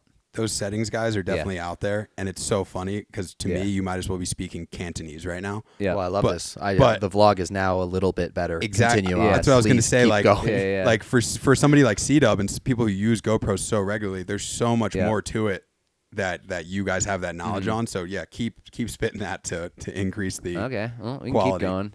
And then, like a lot of people get all confused with frame sizes and stuff, and pretty much the taller the more square your video is, like the more vertical field of view you get. So if you're filming regular widescreen on it, you're kind of missing out on the sort of top and bottom of the frame. So a lot of people who film POV and stuff like that, you see more sky and more board in the same shot if you're filming like 4x3 or the new 8x7 modes that are on the Hero 11. So yeah, the more vertical field of view you can get, the better off you generally are. For a lot of scenarios, it's mostly just extra view that you get, you know, that you have to work with. So you got a lot more room for error, stuff like that. When you're filming follow cams, you know, you don't lose people out of the top of the frame as much when they jump too high, because you have more view to work with. It doesn't give you less on the sides. It's just more. So And correct me if I'm wrong, but so it's would be 16:9 if you were on like your phone sideways. But when you Yeah. film 4x3, it will film more high and Yeah. low, and Yeah, then it you films have more. the ability to where if they go up, you can move that you up can, by cropping. Yeah, you can move the crop on it, and then even more so on 8x7, and then also just having more vertical field of view too. The more square videos, it fits on Instagram a little bit better. So what I've been doing is I film a lot of 8x7, and then I don't even like cropping out the little bit of the edge of that to post it on Instagram. So what I've been doing is GoPro put out an update for their FX reframe plugin, which normally you use for editing max footage in like Premiere and Final Cut. So with that, you have a bunch of you have a super view slider in there essentially now. They made some updates to it. So you can kind of warp and unwarp and super view stuff more. So I've been taking the 8x7 and stretching it into 4x5 and then posting that to Instagram to make it just fill the frame better. Whoa. Have you ever thought of starting up a tutorial-based subscription where you help people with this? I know, Because right? That Yeah, would be I should that could be a capitalize. whole I Patreon should like for you. capitalize. I would on be that or I would something. be subscribed. Yeah, that could be a whole Patreon for you. If A you couple break it $100 down a month, for I people. get an actual Is that virtual what call. Patreon's for? People just ask me questions. I can just help them out with stuff, and they pay me. Pretty Yeah. much, yeah. That's literally what that. Monthly I always wondered what that contribution is. to Tim Humphreys. Did we just make Tim money? I don't know. Maybe I'm rich. He's like, got the All idea. We're right. good, Maybe the dream of affording a house in Tahoe ever is not too far. bro. just trying to not Nah, get kicked that's- out? If that's I might have to get into some feet photos too or something. I Yeah. can't just go off editing tips. Yeah, you're gonna have to figure out some Yeah. multiple streams of income to afford. Yeah, living in yeah. Tahoe. No, bro. Some of those night lapse shots you get, it's just I know, you're they're- not joking around. Oh yeah, Straight there's the new cash, Star homie. Trail settings where you can. The GoPro does those in camera now. You don't even need to use like Star Stacks or any other editing software. It's you can get the Star Trail videos just out of the camera. Cool. Yeah, there's Star Trails mode, a light streaks mode. Yeah, Kinda GoPro fun. is Yeah, one of the pretty few brands where, like, you know, with an iPhone, you'll see them put out the iPhone 14. And they're like, oh, this camera, you know, sometimes they'll up the zoom or they'll up the I quality. do like that they have the zoom for Yeah. like filming in the backcountry But and stuff. there's not always a huge difference. But GoPro, I feel like every time the new one comes out, there's a feature where you're like, damn, Yeah, you're okay, like, this is legit. Like, yeah, yeah. now you can do super wide. they're really innovating. Yeah, the Max lens. 120s. The Max lens is awesome. Right? Because you couldn't do super wide and do. Oh yeah, dude, 4K Super View 120 is a thing now. It's That's pretty what sick. that's Yeah. what we've been waiting for. Yeah, it's pretty goated mode for POV filming. I think you just made the entire Yeah. snowboarding internet content side you just So cranked you might have the just quality a upped the little game bit. for just everybody a little leveling bit. it up. Or Dude, made a we couple can- people we quit. Can keep going, man. You can keep leveling your stuff up. Like there's infinite random things that you can do for like basically nothing that'll just make your GoPro footage better. Like you can get these little microphone furry things. So I get those. I kind of trim down the fur so they're not like in the lens of the shot, and I just stick those over the like front and the top mic on the cameras, and that does wonders for the audio. Because I used to use those Windslayer foam cover things, but they were all a pain in the ass with the screen. Yep. So now I just got these little wind furry things that have like little stick-on pads, and I sort of cut those out to sort of fit around the mics on the GoPro, and I slap those on, and you get pretty good audio even while riding in. How heavy are your DMs with GoPro questions? They get like decently heavy sometimes. Been pretty light lately, but definitely there's been times over the years where it's like when new cameras come out, people are hitting me up always trying to find some spicy, juicy details. And Are you hyped to other share the things. info? I don't have any about the new camera yet. No, just like when people hit you up trying to get it. Well, I can't tell them anything too secret. No, like for GoPro tips for filming when people hit you up to try to like just yeah. get settings. Oh and yeah, stuff. literally try and help out people as much as I can. You know, anybody that hits me up with a legit question wants like, you know, has something they're trying to figure out. You know, I definitely try and lend them a hand and do anything I can to help them out. Sick. That's what I was trying to get at. Oh Hit yeah, up I thought you were Tim being Humphreys. like, am I telling them the secrets of next year's GoPro? Yeah. I'm like, Yeah. I don't even. I know mean, you those. can hit up Tim Humphreys. You might just be getting a Patreon link as a Right? response now. Oh yeah. Just boom, right here, dog. Subscribe. I got you. Holy crap! Yep. I didn't even know I could do that. Yeah, it's a thing. Wow. Yeah. Huh. I think this is a decent time, C-Dub, to take a quick break. Yeah. Yeah. See what's up with this camera. Okay, we are back on the You Love to Hear It podcast. Once again, Tim Love to Humphreys hear it. in studio. My name is Jamal. Casey Willak's right to my right here. We are going to jump right back in with a new segment that we're doing. This is called the G of the Week. We're going to be finding the most gangster clip we see on the internet. G of the Week presented by Hemp Lucid. Hemp Lucid is a CBD and wellness brand. We've got the Hemp Lucid products to our right here. We got the mushroom gummies for sleep, mushroom gummies for stress, and some for immune support. They make great products, all USDA organic certified cannabinoid products, and they've been supporting the boys a lot. So please go to hemplucid.com and order anything that you can work into your daily routine and use the code YLTHI15 at checkout. at hemplucid.com. So the G of the week clip, we've got it right here. It's going to go to our boy Nick Fox for a clip he put out this week that is just absolutely absurd. You want to have Timmy watch it right there with Oh him? yeah. So Wait. We all got to. I'm not looking. We all got to start at the same time. synchronize. Yeah. You guys got to do like a 3, 2, 1 count and then show it to me. 3, 2, 1. Oh, it just gets better. But just run it back for old time's sake. Dude, the cab 2 Pretz is, you don't see those very often.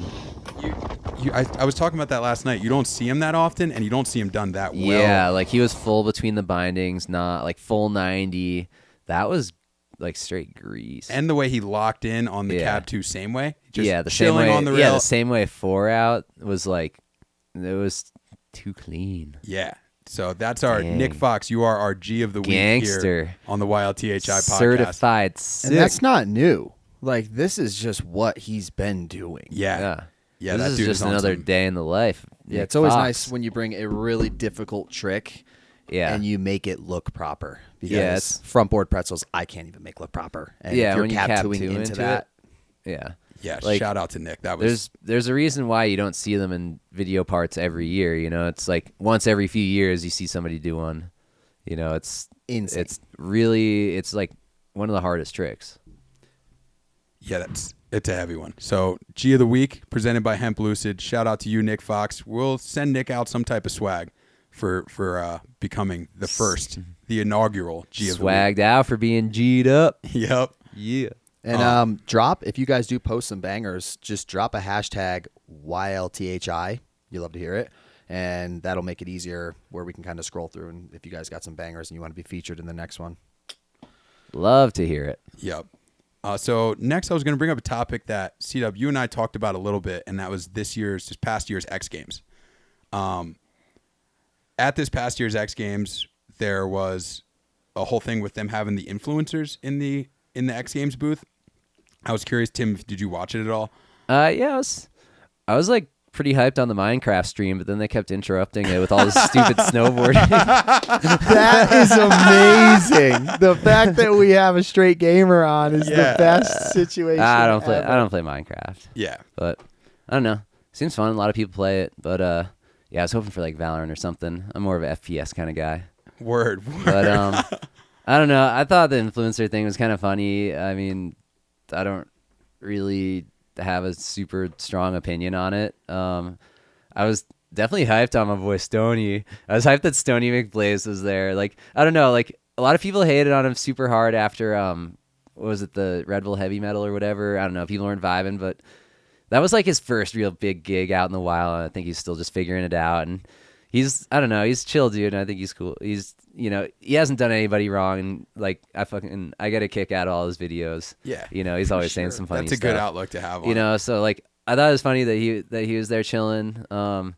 Who else was there? Was there Snowboard Jesus was there? I thought it was or pretty something, bold or- for them to even Yeah, offer like- the opportunity to homie because, like you said, that was his first gig, and it was as big as it could possibly Well, be. the first one was Red Bull Heavy Metal. I mean, the second one was X Games. So that's what I'm Okay. saying. He had a little Still time early to in the dial game, in. but- Yeah, he had some time to dial in his craft. I think a little bit. Yeah. But I mean, it's a media event. And, the company who runs it is going to do what they're going to do. So I mean, it's like I'm not running the X Games, so I don't really have any control over, what they do or whatever. So it like didn't hurt me watching it that bad, but also I was just like, I wish they would have used this time to maybe show some more snowboarding or something. And that's or, what a lot of you people know, said, Yeah, like pump up the athletes a little bit more because it's like I've been to X Games a few times, and unless you win, like the payout it wasn't that great, So it's a lot of the perks of it is that media hype and the exposure, and and they're kind of splitting it off onto,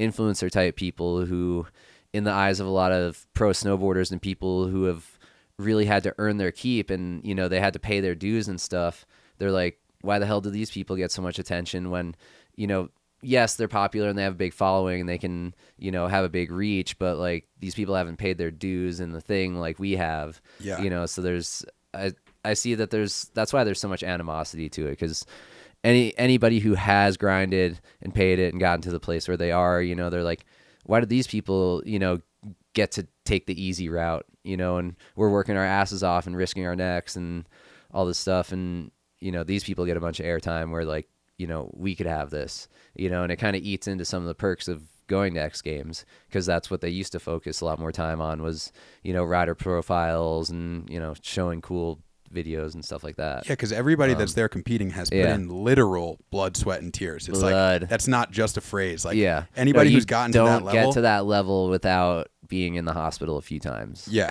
exactly. And then for somebody to just stroll into that role and take up some of that shine, it's not like a jealousy thing. It's just a simple, like, I'm here to compete, to show you the sport that we're doing. And then you have these people that are in some way involved in it, or their media base is around it, but they're not out here doing it, you know? Yeah, exactly. And then they end up actually getting more followers from it because I they're know, like right? Because they're the ones getting hyped the whole time. So I think that's a lot of the controversy. Yeah. And also, not only just like the history of the riders and all that, but there's a history of X Games and what it took for that to get there and whatnot. And then I found out that in October, before this past X Games, ESPN actually sold their majority share in it, which makes it so that literally the company that owns X Games now, they don't actually even know the foundation of how the event itself became. So it's a weird. That's what happens when things get sold and sold. They just again. need to bring my boy Salema back on there and just let him run the show. Yeah. He should be the executive producer of everything at X Games. He's been there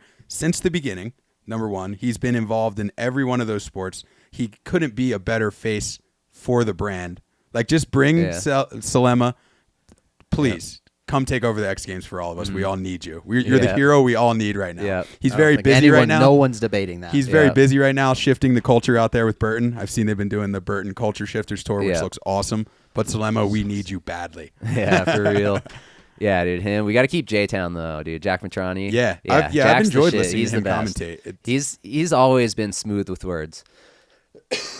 I really enjoy listening to him. And it's Craig McMorris that's on there with him a lot too. Yeah, right? Craig's on there too, dude. Craig's a riot too. Yeah, and they got a lot of inside jokes with the riders because they know them too. So that's like very cool to see. Yeah, especially those two. They know everyone, and you know, they're both insane snowboarders. You know, both of them are like, you know, some of them have been like, you know, maybe more attention has been on their brothers and stuff with Mark, and then also with Luke Matrani and stuff, but both of those guys are absolutely phenomenal snowboarders who have done some of the most insane stuff. Yeah. And actually, Jack McTroney has one of the sickest like selfie shots. Kind of, I think before GoPros, he had a real like a big camera in his hand. He did this mental half pipe air, like so high, filming himself, and it's all slow mo. Oh, and sick! I remember like when I was doing some of the handheld stuff, I saw that and I was like, yeah, that was sick. Yeah. You know? Nice. So I had a always question been hyped for on you his guys. board and Craig's board and about X Games. I'll tell you the question, but I'm going to start with my own so you kind of have an example of it.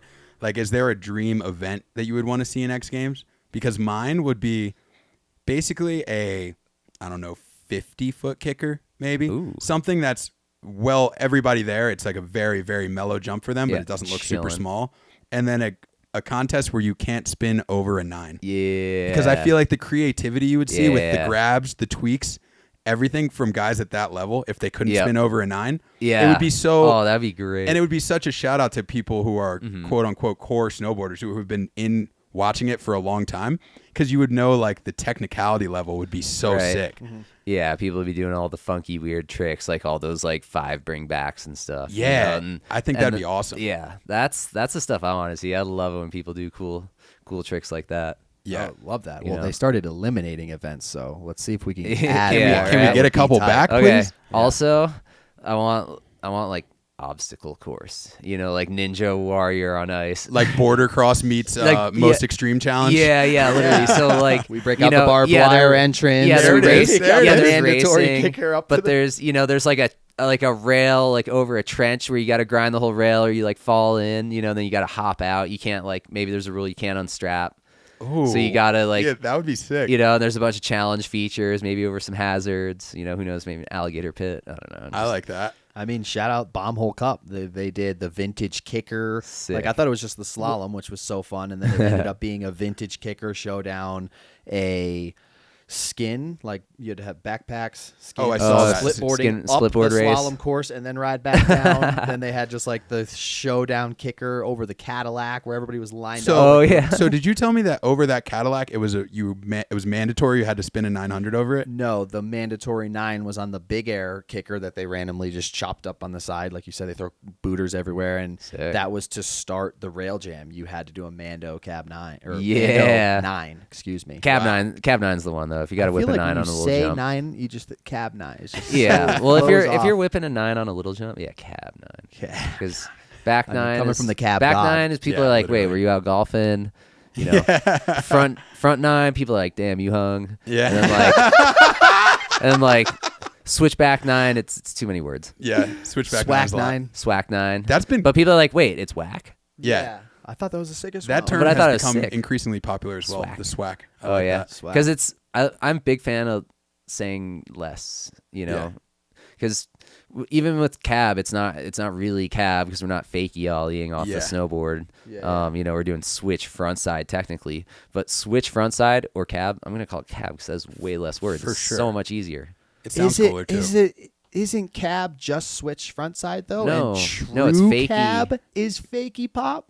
Oh, Well, I know what you're that's saying. snowboard words, but on a skateboard, cab is the fakey front side, and So then switch if front you- side would be a switch ollie, like a switch front side 180. They you know, just call it switch front one. yeah, switch front side one would be like switch ollieing with the front one, Yeah. but the half cab would be like fakey ollieing into it. And then I guess snowboarding's just late, so we're like calling it true cab when it Well, someone yeah, rarely pops we're off their late and we're tail. lazy because we want to call the one that people do the most just the easiest thing. Yeah, switch front side is just too much work. Too for many words. snowboarders. On that Cab. On that point, Taxi true 7, cabs baby. on the snowboard are so sick. Yeah. Oh yeah, Like Oh, dudes yeah, doing they're like true dope. cabs off the knuckle. Yeah. and just Well, like that's- floating it out. Marcus Rand big on Yeah. that. that He- clip that we talked about, Tim, he did the true cab 360 into opposite foot switch tail press butter Yeah. Yep. half cab or Oh, yeah. switch front side 180.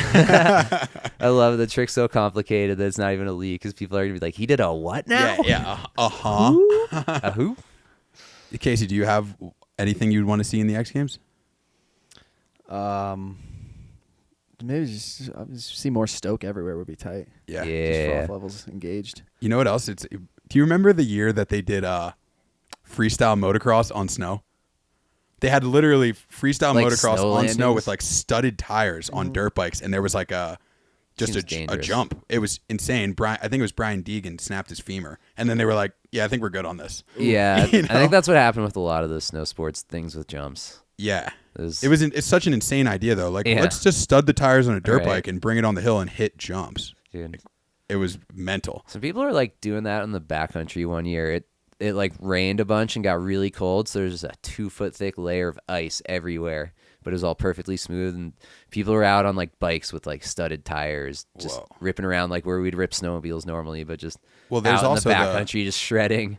timber sleds. Well, yeah, there's those things, but yeah, those are for like fresh snow. I mean, Yeah. they were doing this shit on glare ice with like studs and stuff because it was, and like not a ski on the front. They were just doing it with their like a dirt bike, just studded tires. That is so aggressive. Yeah, I remember seeing like a photo of it. I was like, what? Yeah, that's so aggressive. Those timber sleds look epic. That looks like so much fun. Yeah, you can kind of go anywhere on them. They're sort of annoying because a lot of times they scalp the snowboard terrain that snowmobilers can't get to. Or like, oh, the timber sledders got it. Oh, really? But you can get up to stuff really easy, and they don't get stuck. But you can't like put 2 people on one to double up it, so they're kind of useless for us snowboard backcountry sledders. Yeah. But maybe one day. Yeah, I wanted to ask you about some backcountry stuff because I told you it's like so foreign to me. Oh yeah. But for one, what is the Tahoe backcountry scene like? And it seems to me like as somebody who doesn't have a lot of experience in it, it seems like when I lived in Tahoe, I noticed so much of it is very accessible. Like so much of it is Oh, close yeah. to the road. Where like Extremely. the few times I went out in Colorado, we had to drive way back to somewhere to some back bowls, then sled in. It seems like in Well, Tahoe. there's a lot of that too. Yeah. But yeah, there's like hundreds of square miles of snowmobile terrain. There's like at least like 20 trailheads where you could dump a sled and just go out into the mountains, and there's endless cool stuff to ride. And then there's also a whole load of things just right off the roads. You know, on the ways up to ski resorts or just driving up high off of neighborhoods or something. there's all sorts of random cutty little things that you can kind of get easy access to if you're like smart about it. You know, you might be able to leave a car kind of down by your exit point and then drive up higher somewhere else, and then you hike a little bit and then ride down to access some stuff, and you can hang out there and hit something over and over again, and then at the end of the day keep riding down, end up at the other car and drive back. There's, you know, or you could just walk out somewhere and do something, you know, or you could drop a snowmobile and sled a little ways and go up something, or you could go way out. It's there's a lot of roads that go right near a lot of really cool mountains. Cool. So yeah, a lot of sweet stuff to get to, and the feature of the mountains is pretty unique because there's a lot of feature. It's all the mountains are very featured, so there's infinite cool stuff to ride. It's not like there's just a lot of boring, open, mellow slopes. There is just rocks to jump off of and weird natural hits everywhere. So it's like natural playground, and there is infinite of it. And how much time do you guys put into avalanche safety and like staying on the cutting edge of avalanche safety? Because I always wonder that, because it just seems like something that's always evolving and you have to stay on point with it. Yeah, I wish the technology would evolve a little faster. I mean, beacons are they're better than they were, but I feel like they're very simple though, which is kind of nice, you know, simple and reliable. But a lot of it more boils down to just staying on top of knowing what the snow is like and what it's doing, and, you know, the layers of the snow. So we're always keeping up with reading the avalanche forecast, and then when we're out, we're always observing what's going on. You know, we might dig into the snow and check out some of the layers and get our own data, especially for riding somewhere that's maybe a little bit different than the forecast region for the avalanche that the Avalanche Center was talking about. So we definitely put a little bit of time here and there into knowing about the snow. And then, you know, once we have a pretty good idea of what it's like, you know, then we start riding some stuff, and we try and make conservative decisions to start off. And we maybe find some slopes with mellow little rolls that could, like, if the snow's bad, a little thing could slide. And, you know, it's a good indicator that, like, if that little thing goes, then you shouldn't go on to anything bigger and more consequential. So yeah, we definitely try and, you know, be smart. We always do a beacon check in the morning, make sure everyone's beacons are working, that everyone has them on, their full battery and all that. We all have radios, and we're always keeping in communications, because I think a lot of people emphasize a lot about the snow safety and knowing what the avalanche conditions are, but really it's like you have to always be ready to respond to an avalanche situation anytime somebody's dropping in. So that's why we all have like backpack radios where we have good communication, because no matter how good your gear is and how much you know about the snowpack, if somebody gets caught in a slide and nobody's in a spot where they can easily respond, then it's, you know, what are you doing? So yeah, we always want to make sure we're making good decisions and that we're not putting ourselves or our friends at risk, you know, because if, you know, we always talk about what lines we want to do before we do them and go up, you know, and whatever, so we can make safety plans with the group. You know, we always, you know, we don't want to throw any random things at it, because if you're like, don't tell anyone, that you drop in somewhere where no one can see and you get caught in a slide and nobody knows, then it's, you know, how are they going to rescue you? Yeah. So yeah, definitely good group. Everyone makes sure that we talk about stuff where we do it all the time. and then yeah, just keeping up with, you know, doing practice drills. We actually took a custom course a little while back from Max Wittenberg. He does West Wind Collective, and we actually took a custom course that was a little bit with the Abbey Rescue, because we all know how to do beacon searches and use that and find people with the probe and stuff. That's, you know, that stuff's easy, but it was more about, okay, so an avalanche happened, we got our friend out, they're hurt, now what do we do? The second part of that. Yeah, exactly. Because when we're out in the backcountry, sometimes we're like 15, 20 miles out on the sleds, and you know, anything can happen. And especially if you're really far out, how do you get an injured person out of there? You know, what realistically are your options? How can you call for help if those options aren't viable? So it was really cool to like do some mock scenarios like that, and you know, actually as a group assess the reality of an injury and how we would respond to that. Did any of that involve them sending like a life flight helicopter? Yeah. So that was a good bit of it. So we went through all kind of potential scenarios and involving the helicopter. So if we're like super far out and there's no good way to transport the person out, like not at all, we're 20 miles in and it is just no shot we're getting them out, like dragging them or whatever, then part of it was, how do we find a good landing zone for a helicopter? How do we contact them? How do we prep the person to be picked up? All those types of things.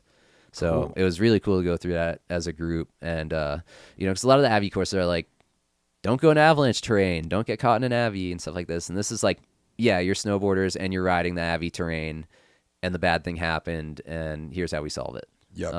So it's very really practical. Yeah, exactly. Is very, very much use case involved, which was really cool. So yeah, hyped on that because yeah, in the back of your mind, you're out in the backcountry and stuff's really sick, but you always got to think about how likely am I to get hurt trying this thing, and if I get hurt, how screwed are we trying to get out of here? Yeah. Yeah. And then it's a thing where, especially if somebody's filming at the bottom of the jump, yeah. or if people are in any way like in an Avi zone, Yeah. it's not just about you. It's like, Yeah, am the I other putting people around, the rest of yeah. my crew at risk by doing this or that? Yeah, exactly. Yeah, so yeah, say the filmer is kind of perched somewhere, and like you don't say where you're going, you're just riding it above them, and you trigger something on them or whatever. You don't want to do that. Yeah. Nice. But yeah, it's so fun though. It's as long as you stay on top of the knowing what the Avi hazards are and looking for changing conditions, because sometimes the conditions can change throughout the day. So it could be not sketchy in the morning and then it heats up super quick, and that's when all the snow starts shedding. So like noticing signs of changing weather throughout the day that cause hazards, and it's hard to like read it all in the book and like know how to experience it out in the wild without having some sketchy encounters. But you try and always stay in safe places and do the ride and get out of there if you have any doubts about it. And you never want to put yourself in a situation where it's like you're super exposed and the consequences are something you can't take. Yeah. I know It's insane how little people actually know how dangerous that is. Oh yeah. Oh, Especially dude, watching just like getting to backcountry the shit on a parts. snowmobile is so, dude, snowmobiles are like the most dangerous. Yeah. And then we're going to do this, and then we got to double up some gnarly shit to get to the thing. Like half the time getting to the line is gnarlier than the thing you're actually doing. Every time I watch somebody, like watch a Yeah. Instagram story or something of somebody getting a snowmobile stuck Oh, and having dude, to it take is it out, the I go, worst. I'm like, that looks absolutely horrible. Oh, dude. Looks it like is- it hours sucks, of dude. hard labor. No, it doesn't take hours, but if you have like 2 or 3 people, you can get a really stuck sled out in like 20 minutes or 15 minutes. If you It got like looks 3 brutal, people, though. yeah. No, it sucks because those things weigh like 550 pounds, dude. They're heavy as shit. Yeah. And like, but it's actually better to kind of like be going up kind of a hill and not make it and trench in, because then you can flip the sled kind of backwards. You can do like a 2-roll kind of thing, and it actually ends up downhill riding out. You just got to make sure that like you have enough people to hold on to it so it doesn't go flying away into a tree or something. Yeah. But yeah, getting stuck sucks. I got a gear question for you. All right, let's get it. Random scenario. I don't even know if it's so much of a question, but so I got a black diamond beacon. Whatever, 2 years ago or something. Went to do some cat skiing up in Revelstoke and used it. Went through like their mandatory training course and whatnot, and it worked fine. And then haven't really done anything since. Got an email from wherever I bought it from saying that, maybe it was Amazon or something, saying that the product that you purchased has some type of potential manufacturer's defect, and they've like warrantied it, or whatever the word is, recalled it. Yeah. And so I emailed whichever email that they gave me with all my part info and whatnot, and they said, yeah, this is the one. And then God. Black Diamond. Terrifying. Yeah, Yikes. terrifying. Yeah, that was horrifying. Hasn't even gotten to the scary part yet. I emailed them, and Black Diamond says, yes, can you send us a video of it malfunctioning? And I was like, You're like, what? I don't, like that's just pure confusion with that Like, question. You know what I mean? Like, You're like, no, I'm supposed to trade this in before it malfunctions. before it, right? Because if it malfunctions, I We might die. Could you send me a video of you being stuck in an avalanche and this not working, please? They literally wanted, and I messaged them back, and I was like, I'm confused. I thought that sometimes it had happened already, And just the fact that that product is out there on the market means that it could Yeah. happen again, and there should be a 0% chance. So Yeah. all of them come in, and we send you a new one. And they were like, no, if yours isn't malfunctioning, then we're not returning what it. was the malfunction?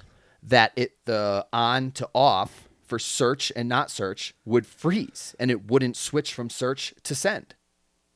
Ooh. Ooh. That seems like Oh. pretty important. That is... And they literally said, yeah, if it's not currently malfunctioning, we are not replacing it. And I said, Well, that happened... I yeah. will share that on the podcast. That happened with and the I'll let Peeps. the people I think that happened with like see one what of the they think Peeps about ones too, I think. What is it? There's like a Peeps beacon, I think, in the last year that kind of had a similar recall for a similar thing, is their switch could get switched while it was in your pocket, Oh man. which is, Which is not okay. Well, And yeah, so I'm pretty sure they did a full recall and replacement and switched up the design. What's up, Black Because Diamond? I'm still running old Peeps What's going beacon, on? but it's not one of the ones that it has a different type of switch than the ones that were in the recall. Yeah, well, that's my scenario that I'm involved in right now. That's very- so I can't return this thing. That is a big yikes. Yeah. So, well, Ouch. ouch. Hard call out on Black Diamond, I guess. In the sorry- podcast. Sorry but, about it, guys. You but know, you gotta sorry, come through with yo. something. Maybe you if have you're a making response. safety gear that we're trusting our lives to, like, if a customer has a problem with your gear and you just replace it. Like, what the hell? Yeah. If you made a Like- product and it's frozen and it doesn't do what it was Yeah, supposed like- to do. Like, if it has the potential to malfunction and is a life. It's a life dependent- safety issue. It's like a life-dependent safety device. Like, replace it with. Okay. That's I was messed. confused. I'm glad to have No, some that's reassurance. Yeah. Because they're So- not cheap. No, they're like $400 for a beacon. Oh, I didn't know that either. Yeah. Yeah. If Oh, this yeah. isn't a Oh, little yeah. thing. I was like, yeah. Yeah. I'm gonna need either a new one or I'm gonna need that cash, homie. Yeah. Straight up. I'm gonna need that bread, B. Yeah. I haven't been able to stop thinking. I don't think you gave me an answer earlier about a front of a spin or a straight air when you're guinea pig in a jump. Oh yeah. Oh, yeah. So I I don't don't know. think I I ever kinda, got the answer. Well, I do both. So basically, the biggest jump I've pretty much ever hit, I straight aired it the first time I hit it. But then, yeah, that one at Mammoth at Super Park, and then we got off on the whole tangent about it. And that's when we split. Oh, because we started Yeah, frothing about yeah, fridge. because it was crazy. But I mean, there's definitely some jumps where I feel like spinning off of it to test it is better. It's kind of a vibe I get when I'm on the drop in. You know, I'm like, so sometimes I'm like, I need to spin off this or I'm gonna die. Yeah. And If you're then gonna other spin it, what are you gonna do? Do you have like a stock one for that? back 3, back 7, cab 5, something like that, probably. Really? Not front three? I feel like yours is front three. Either front or back I don't three, like but probably front three. I don't Probably like the front front three 3 because you don't get to stare at the landing as much. Yeah. Like a cab 5, you stare straight down at it the whole time, and it's easier to square up. Where the front 3, you're kind of like looking down at the knuckle, like down below Could your cork feet. it a little by accident if it's got some Yeah. tang on it. Yeah. So I don't know. I feel like cab 5 or back 3 are really comfortable options to like get yourself out of some stuff when things might not go right in the air. Yeah, C-Dub, I feel like I've seen you do front 3 indie and front 3 stale for those. Yeah. Yeah. I just sometimes you're coming in so hot and you get nervous. To keep a straight air, you have to be, everything has Yeah. to be perfect. Worst case scenario, you Yeah. start to shift. You can like throw a weird 180, but your axis might be off. totally. But if you kind of just like, Yeah, if you're spinning, you can get out of it when you kind of get bucked a little bit, or you'd get kicked off of your feet. Like if you're spinning, you have the option to get out of it. yeah, by Where twisting your straight core air. and, If like, things go wrong, you're done. There's You're done. no way out. because you're going to go up like upside down. Whereas Yeah. the 3, you can push your legs forward more, or you Yeah. can like starfish and hold Yeah, them or you back. can you get too corked, you can kind of pull it around to 5 and get your feet back under you, or you got options. So I definitely spin feel guy. that on the spins. Some jumps I don't know. Some jumps I'm like, this thing's alright for straight air, and then the other ones are like, yeah, I need to spin. Stubai XL Pro line on the right. First Oh, time you my haven't been there in a couple of years. frick. What are you doing? Straight air or back 3? Dude, that jump is so. I've hit that thing, dude. It's freaking moon blaster. I don't remember what I think I back 3'd that one. See, Stubai still got the booters. I freaking yeah. I knuckled that thing like twice. So the first time I knuckled it, man, my feet went numb. Like the bottom of my feet were just tingling, and I was just laying face down on the deck of the next jump, like basically crying for like 15 minutes. Is that the biggest knuckle of your life? That one was pretty violent. I mean, I didn't really get actually hurt from it. I knuckled a smaller jump and got way more hurt at Super Park one year, but that was definitely one of the most abrupt knuckle hits ever. Like, that was strong. You're in the air. You realize you're gonna knuckle. So high in the air. Tips for knuckling. Yeah.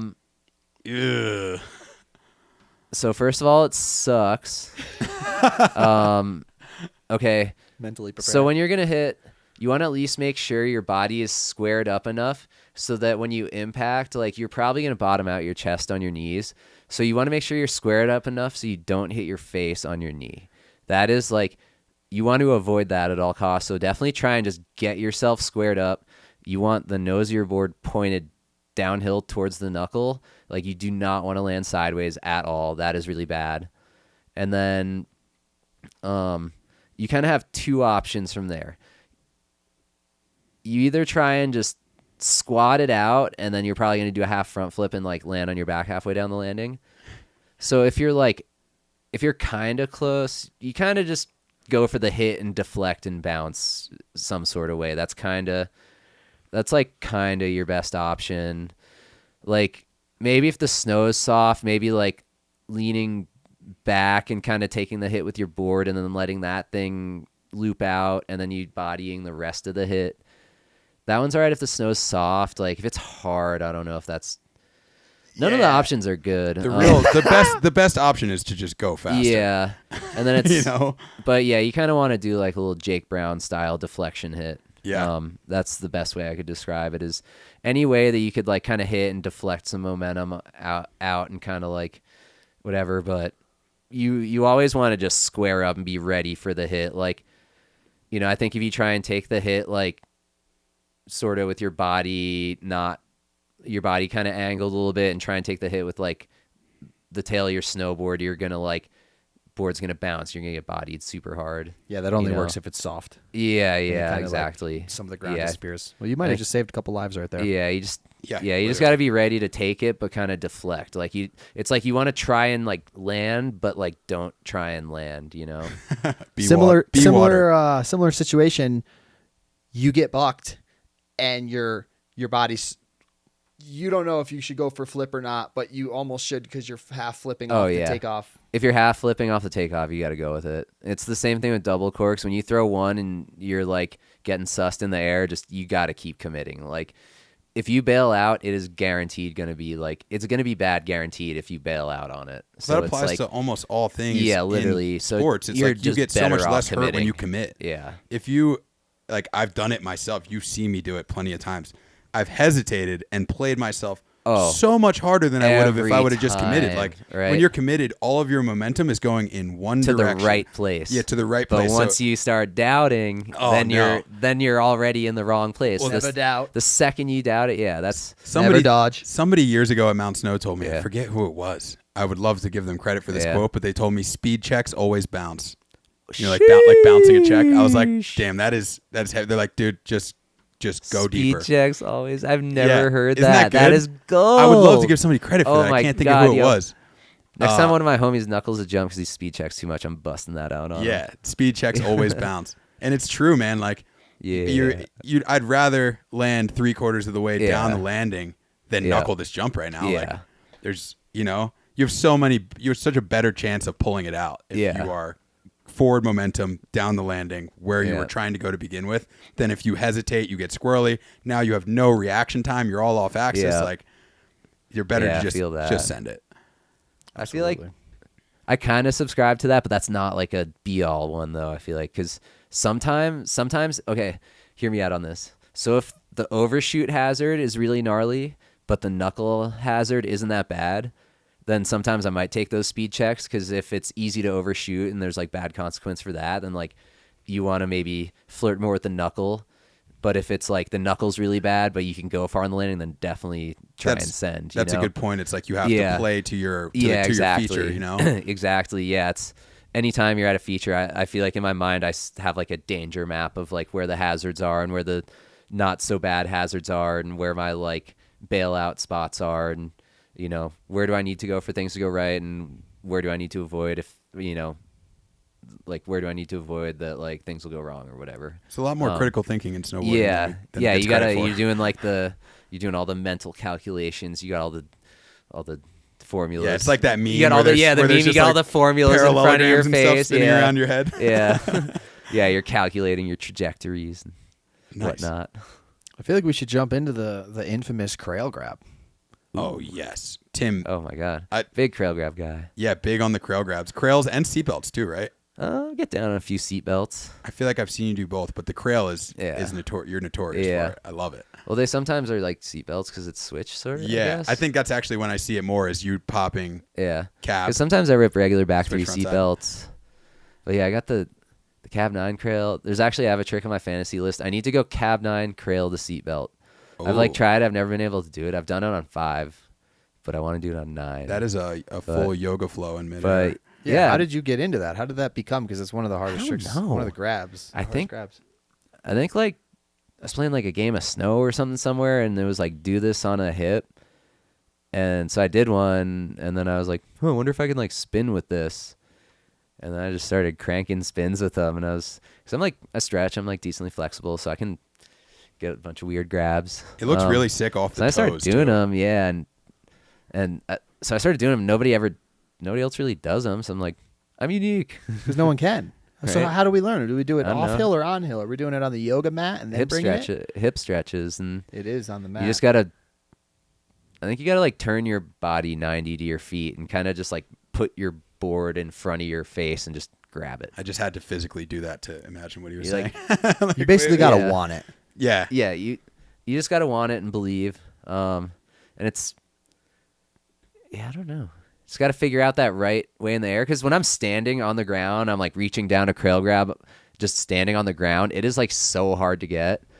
I think It's that's a why I reach. get. But then a in lot of the people get air, I don't discouraged know. from It's in the air, you can just get it easier. While we're on the yoga topic, should we do the human tonic stoke? Oh yeah, we can stoke out our boys. Oh, from Human stoked. Tonic. So Human Tonic has been sponsoring the podcast. I'm sure you guys have seen a little bit about their products on our Instagrams, but you can see right next to me the Human Tonic. That's TONIK. They have a Super Greens tonic right here. I used Super it this Green. morning. I've been using it every morning for weeks now, and it is great. Full of superfoods, adaptogens, lots of things to get your morning started on the right foot. You just take the powder, mix it into 16, 32 ounces of water, whatever you want to do. Did you just dry scoop it? You can dry scoop it right into You the neck can part of dry the body. scoop it. We just Right found to out the live neck. on the air. You can dry scoop Human Tonic.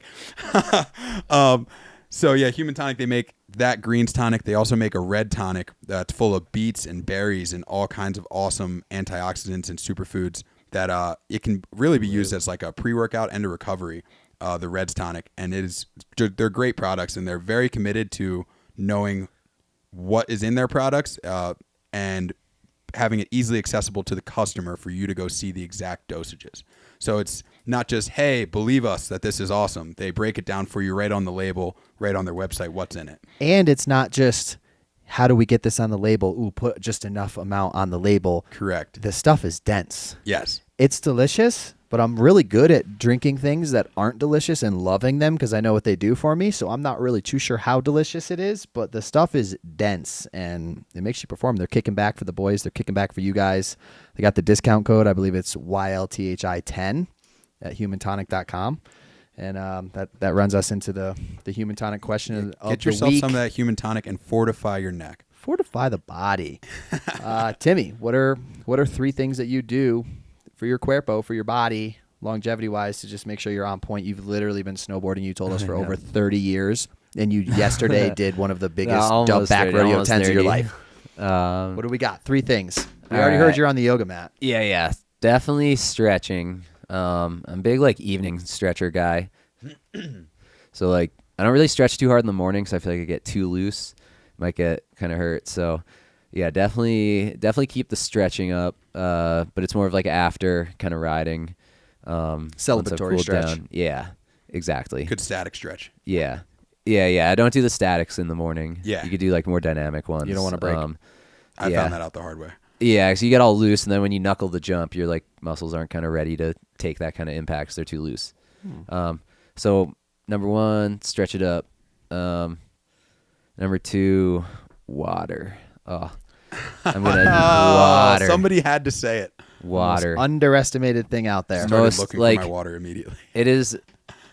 You'd be so surprised because definitely the amount that I exert myself, especially in springtime, elevation, the sun, it just sucks you dry, and it's so easy to not realize that you're like super dehydrated, and like you just feel infinitely better when you actually keep up on the water uptake. And this Tahoe tap be wet. It is Oh, right. We were talking about this earlier. This is the best water. I just got to So- Tahoe. Was Or it give me 2 days ago now? No, actually. 2 days ago, I flew in. C-Dub picked me up, and as soon as I got to the house, and I was like, "Oh, I need to grab some water." I like looked at the tap, and there might as well have been like that gold aura behind my head. I was like, "Oh, Tahoe tap." Pretty I sure you was can so drink it right out excited. of the lake. Probably could. I don't see why not. I've seen it. Seen it. I don't know how they're doing, but they did it. They did it. I mean, yeah, that's yeah. Tahoe tap. Say you're out hits. in the backcountry for 6, 7, 8 hours or on the hill. How are you carrying a water bottle around with you? How are you staying hydrated out there? We drank from the fountain. We drank from Oh. the Yeah. Blessed be the fountain. Blessed. Maybe the fountains are secret. You know, I've been feeling pretty rejuvenated these last few years. That checks out. Yeah. That's true. That checks Right? out. That's good. Oh, that's awesome. What do we got? We need one more. One more healthy tip. We got water. We got stretching. Tip number 3. I mean, I was probably going to plug Nanocraft, but I feel like that's kind of conflicts with some of your guys' sponsors. Hey on the, man, they're sponsoring on you. it. That's cool with us. CBD. Yep. Yeah. Yeah. Nanocraft CBD. Supplementados. You know, because for me, it's like I'm not super big on like ibuprofen and those kind of anti-inflammatories because it's like they're just not good to take like long term as like a day-to-day solution. So yeah, a lot of the cannabis-based anti-inflammatories and stuff like that vary about it. So that combined with some stretching, and the water is recipe for success. And it's crazy. It's like I don't know. It's so yeah. It's like I don't really try that hard. Just keep up the activities day to day. Always out doing stuff. I mean, I basically had a gym in my driveway all winter shoveling this metric fuck ton of snow that we got. So always out there doing something, using my body.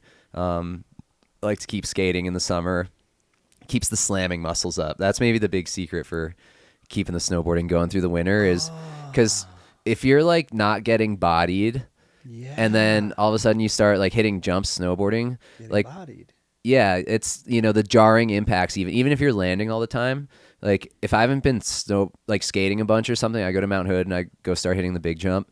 Like my body just like even if I land everything, body is absolutely hit just from all the jarring impacts.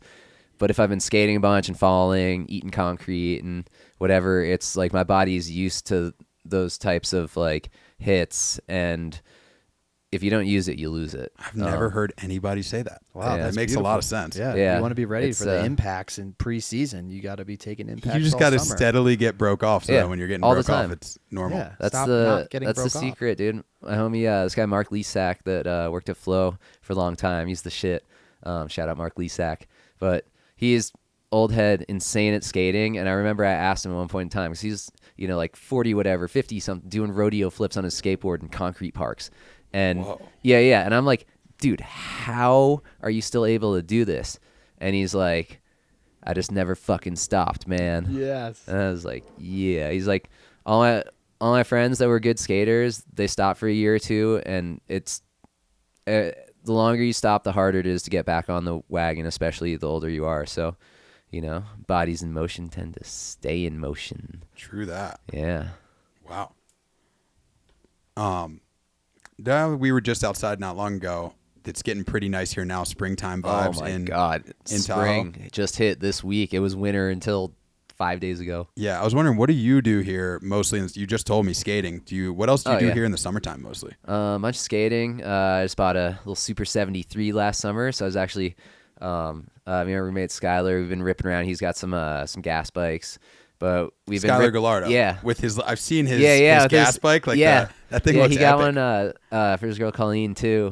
They got 2 of them now. Yeah, those things are from like the 70s or something. Yeah, they look Those things awesome. are awesome.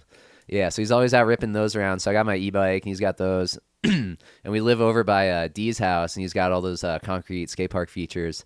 So we like rip around some single tracks through Prosser around the reservoir, and then we pop out over by Dee's house, go skate there, and then there's a bunch of bike paths that even go into town. So we can rip the bike into town and go hit the skate park there. Oh, nice. So yeah, there's fun little bike to skate wraps around town. Take my truck and go bushwhack around backcountry zones looking for sled routes or ways to just cool terrain to go ride because there's dirt roads everywhere. Yep. Definitely get some camping in.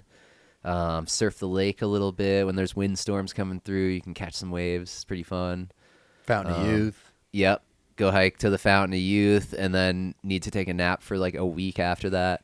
The first time that I went to the Fountain of Youth, I was, Yeah, or the lots to do. only time, I was so underprepared, but Oh I my could God. not have had a better time. Yeah.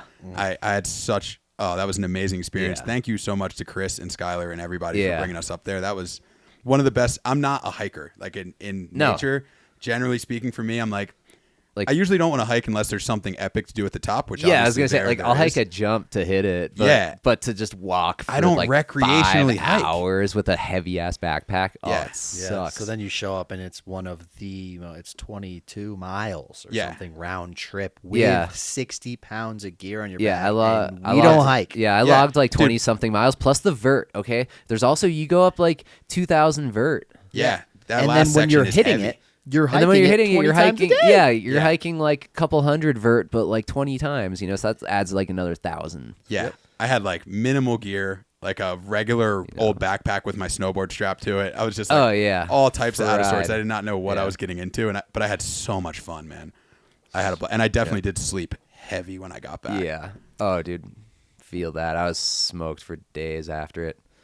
But Yeah, that's a great time. Last year, I didn't even go tent, dude. I found this just flat rock, and I just set up my sleeping pad and bag on that because I had this tent. And I was like, I can't carry this. This is too far. It makes my bag too heavy. No tent. I'm over. I'm just whatever. Fuck it. Yeah, you'd be all right as Luckily long as the- you're not cold. It's like how bad could it be? Yeah, I had a 0-degree bag. It's just I don't know. Some random weather came in, but it was just sun in the forecast. So I think we're chilling. Jerky. Well, we might be not be even going there this summer, or we might be going there in August, September. Yeah. Oh, 'cause you gotta Yeah, wait for right. it to melt Wait out. for it to melt. Oh my Okay, gosh. yo. But you might be doing a lot more snowboarding I got this summer. schemes for this year. You got something up your sleeve, Schemes. bud? Okay, yeah. Okay, we should bring wetsuits and like maybe little like swimmy floaty things, maybe a little like dinghy. Okay?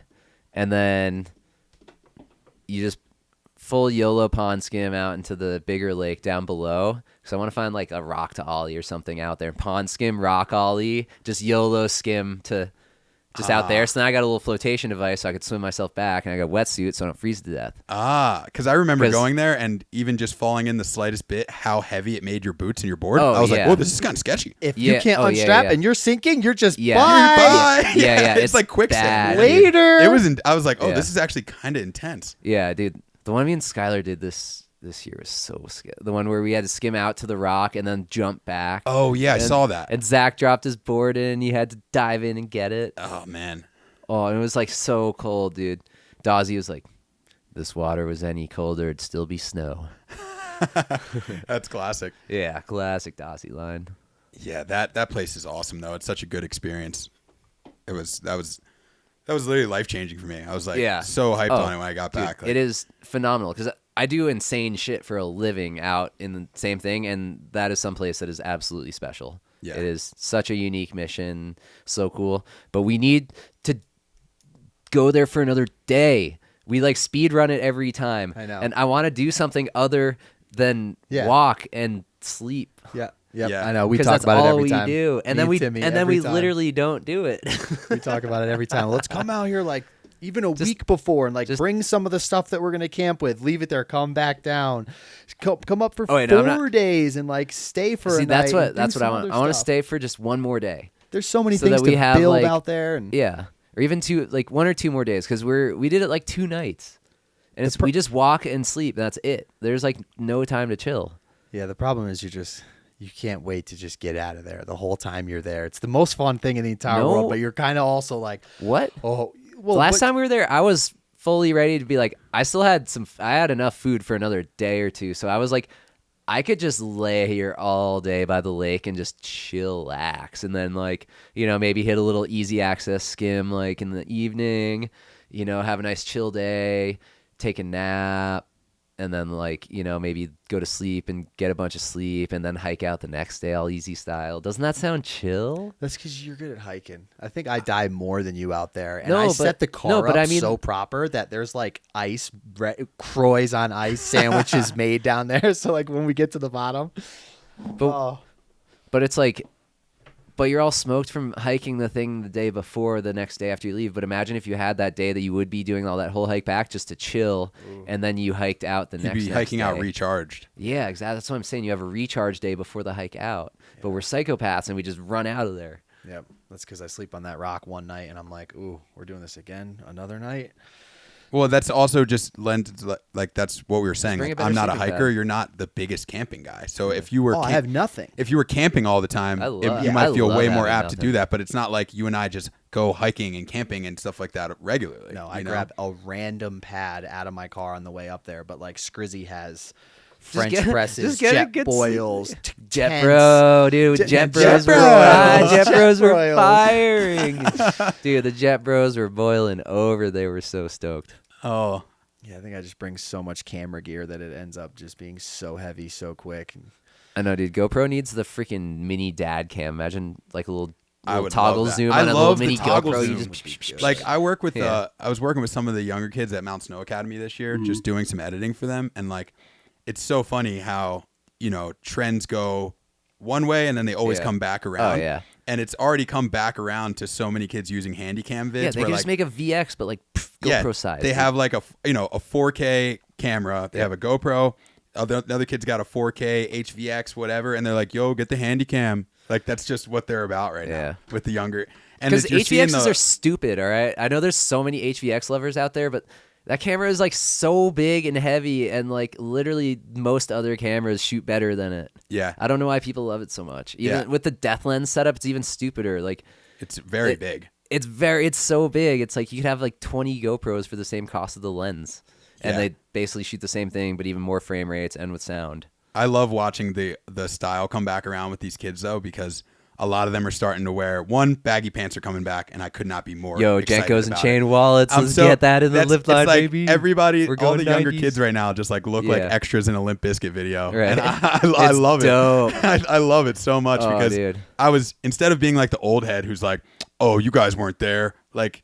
It's even better for me because I've watched it come all the way back around. Yeah. I'm like, I never really stopped dressing that way for the most part, so this is sick. Yeah. I love to just watch know. what style trends are going our on tight with the jeans kids. Though. coming back. Okay, Like I don't know if skin- they ever will. Skin tight jeans. Remember, you see, Right. ever see Down with People? Yeah. And there's the clip of, I think it's Jeremy Jones talking about Cooley, and he's like, Cooley comes back to the spot next year. His pants are tighter. He's stitching his own pants. Oh yeah. Because Totally. That's totally what they're doing. when that movie came out, Yeah. it was tight pants. Oh, yeah. You know? Oh yeah. Tight pants, wide stance. Yeah. Yo, And it was like you snowboarding's were on the one shit. side or the other, kind of. There was like not that much in between. It was like you either had a tight pants, wide stance, or you were completely thugged out with a 5XL Sean Kemp Supersonics jersey. Hell yeah. You know? Dude, So- swagging out there. So on that note, is there a trend in snowboarding that you love the most right now, or one that you dislike the most right now? The trend that I kind of always hated the most was like the skinny stance trend. Oh, like skinny Like- stance jibber? Yeah. Yeah. I don't know. I just like never liked the way it looked. I always just thought it looked weird. Yep. What you got a degree on your stance or measurement? You're pretty wide. So I go 15 front, minus 12 back. If I'm like just jibbing on a small board, I'll maybe go like 22 and a half on that. But if I'm like doing any other type of riding aside from jibbing, I'm like anywhere between 22 and a half and like 23 and a half. I think when I was doing more Pretty contest sure that's stuff, wide body, right? Yeah, That's how you get a considered measurement wide. on mine. It's That's like considered decent. wide It's stance. decently wide, but like for doing a lot of jumping, like I don't really hit a lot of small features and stuff. Like I really only hit big stuff. So like basically the bigger you're going, the more impact you're trying to take, you like need a wider stance. Like you can't squat out heavy impacts on small stances. Wider like stance and a bigger board. Yeah, like so you need a little bit of a duck. So you can't really go like no angle and narrow and expect to land any kind of impact.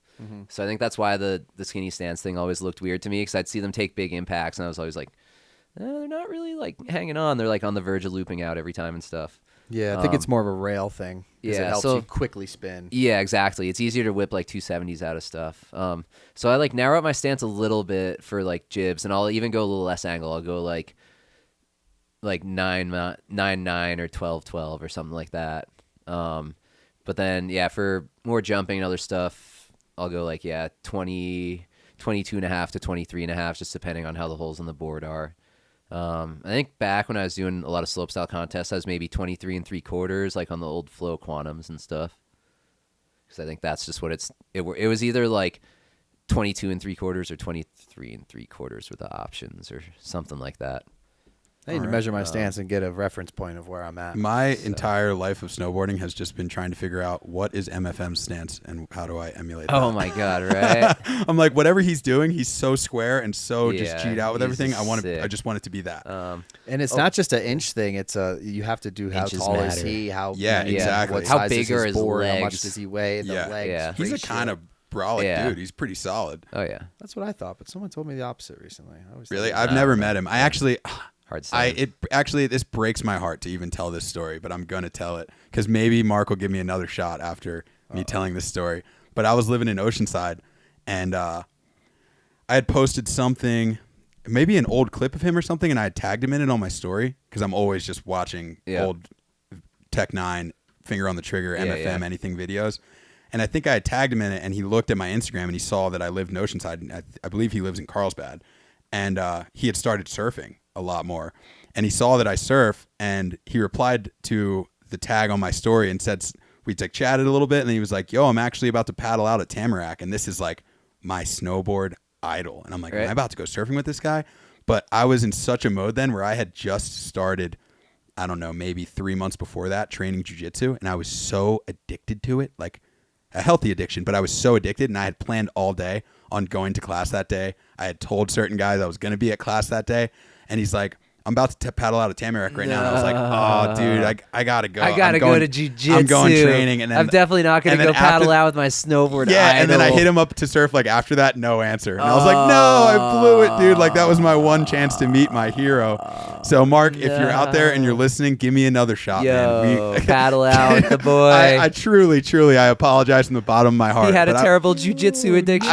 I was doing something else that I also truly loved, but I would have loved to surf with you that day. And I love Tamarack too. It's such a great spot. Tamarack's pretty fun. So I can't even believe that I did that, considering I used to literally have a cardboard cutout of this guy on my wall. It was in the snowboard shop, and I just took it from the shop when they like got the new stuff in. But I'm like, this guy was literally on my wall. He asked if I wanted to go surf, and I was like, I gotta go roll, dude. I'm really into the training right now. I might not have ever trained again. Yeah, dude. I think about it all every the day, time. 5 p.m. Perfect. See you there. I would be lying to everyone if I told you this is the first time I've thought about that since then. It happens quite often. Yeah, you're just like, damn it, why did I So do Mark, that? I'm sorry. That's good. Paddle out for the boy. Speaking of paddling out, Tim, you have surfed quite a bit. Yeah, got some moves. What does surfing do for you? Like, what parts of it do you enjoy a lot, and do you see any correlation between your surfing and your snowboarding? Well, I mean, surfing definitely gives my arms something to do, which is nice, because I do a lot Shoulder of season, baby. shoulder season. Let's go. Yeah, I definitely, my legs and lower body takes a lot of abuse in the winter, and other than shoveling, my upper body doesn't get too much of a workout. So it's it's great to go to the surf gym. You feel like really fully satisfied after surfing. It's actually like a really good workout, and you're not taking a lot of those abrupt impacts. So it's a nice contrast to the skateboarding. I mean, surfing feels like riding POW, so it's a good way to keep up with the shredding during the summer, just feeling comfortable on the board. If like I could spend more time surfing more consistently, I feel like maybe more of my snowboard style could show through into the surfing. But half the time it's like I haven't been surfing in a year, and then I just go out on some trip and it's firing, and I'm just trying to get my paddling arms Just back getting on. bodied. And then by the time I get my paddling arms back on, I only get a couple surf sessions where I'm actually feeling really good. And Swell That's dive the, out. that's the story of Yeah. a lot of trips.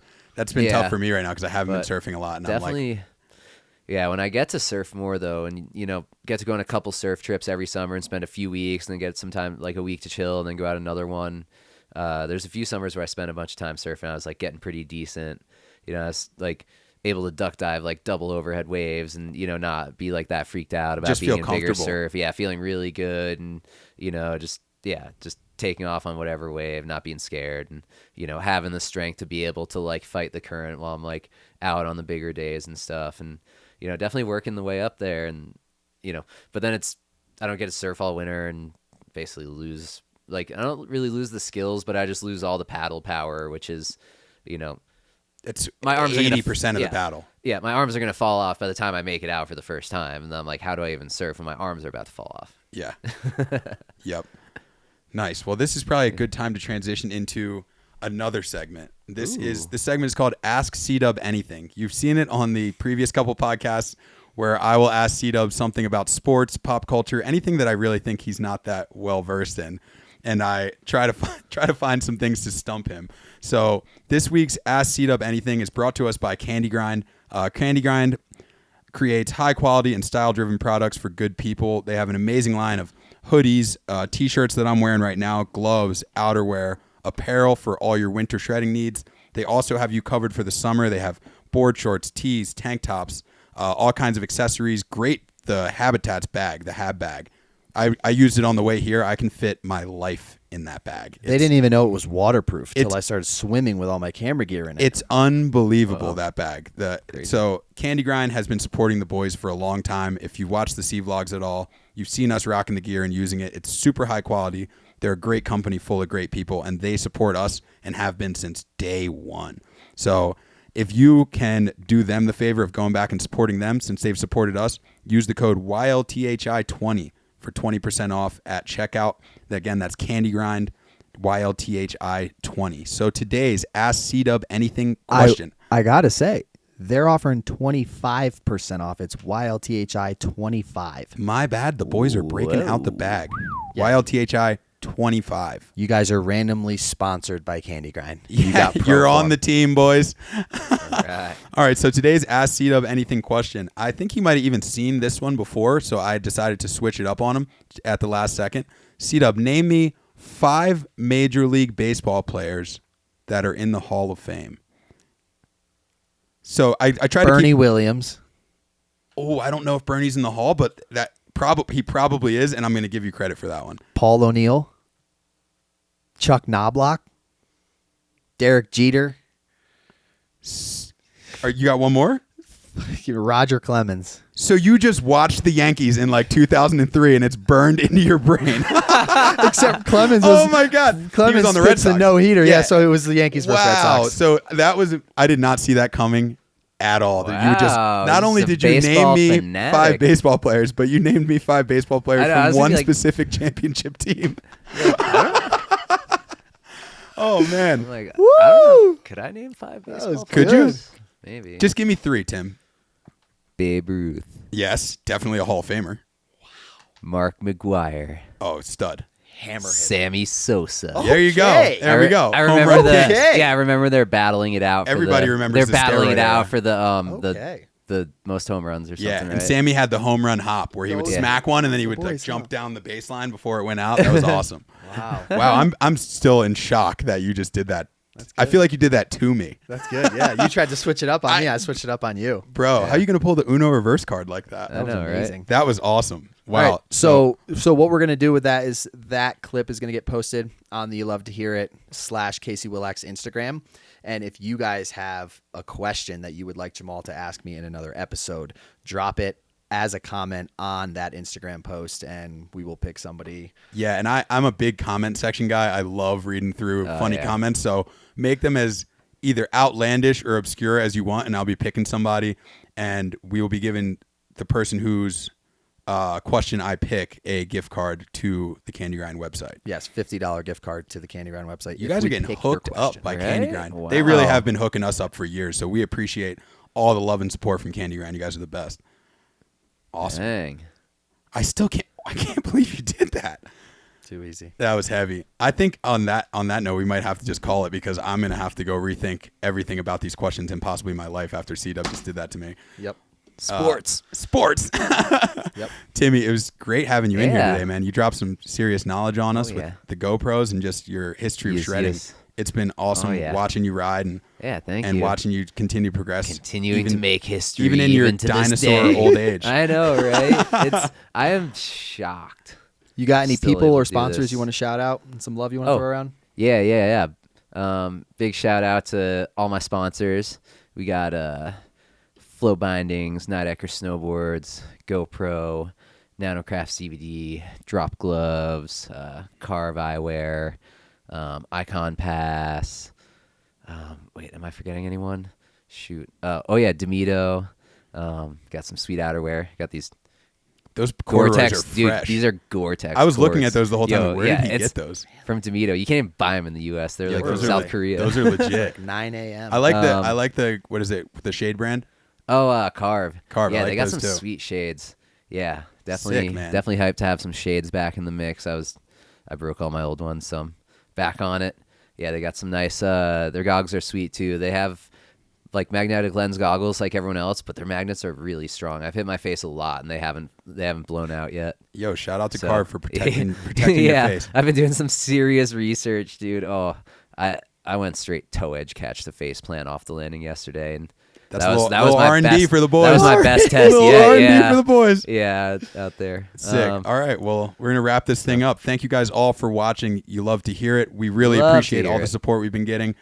Keep going over to the Instagram, the TikTok, and all that, and engaging with us on those videos. We love to hear all the feedback that you guys give us. And please, please hit that subscribe button on YouTube. It's very important. It helps us keep the podcast going, and we're just trying to grow it. So this will be available on all streaming platforms, and so will all episodes. And we love you guys. Thanks for watching. You'll love to hear it, boys. Yes, sir. Love to hear it. Nice.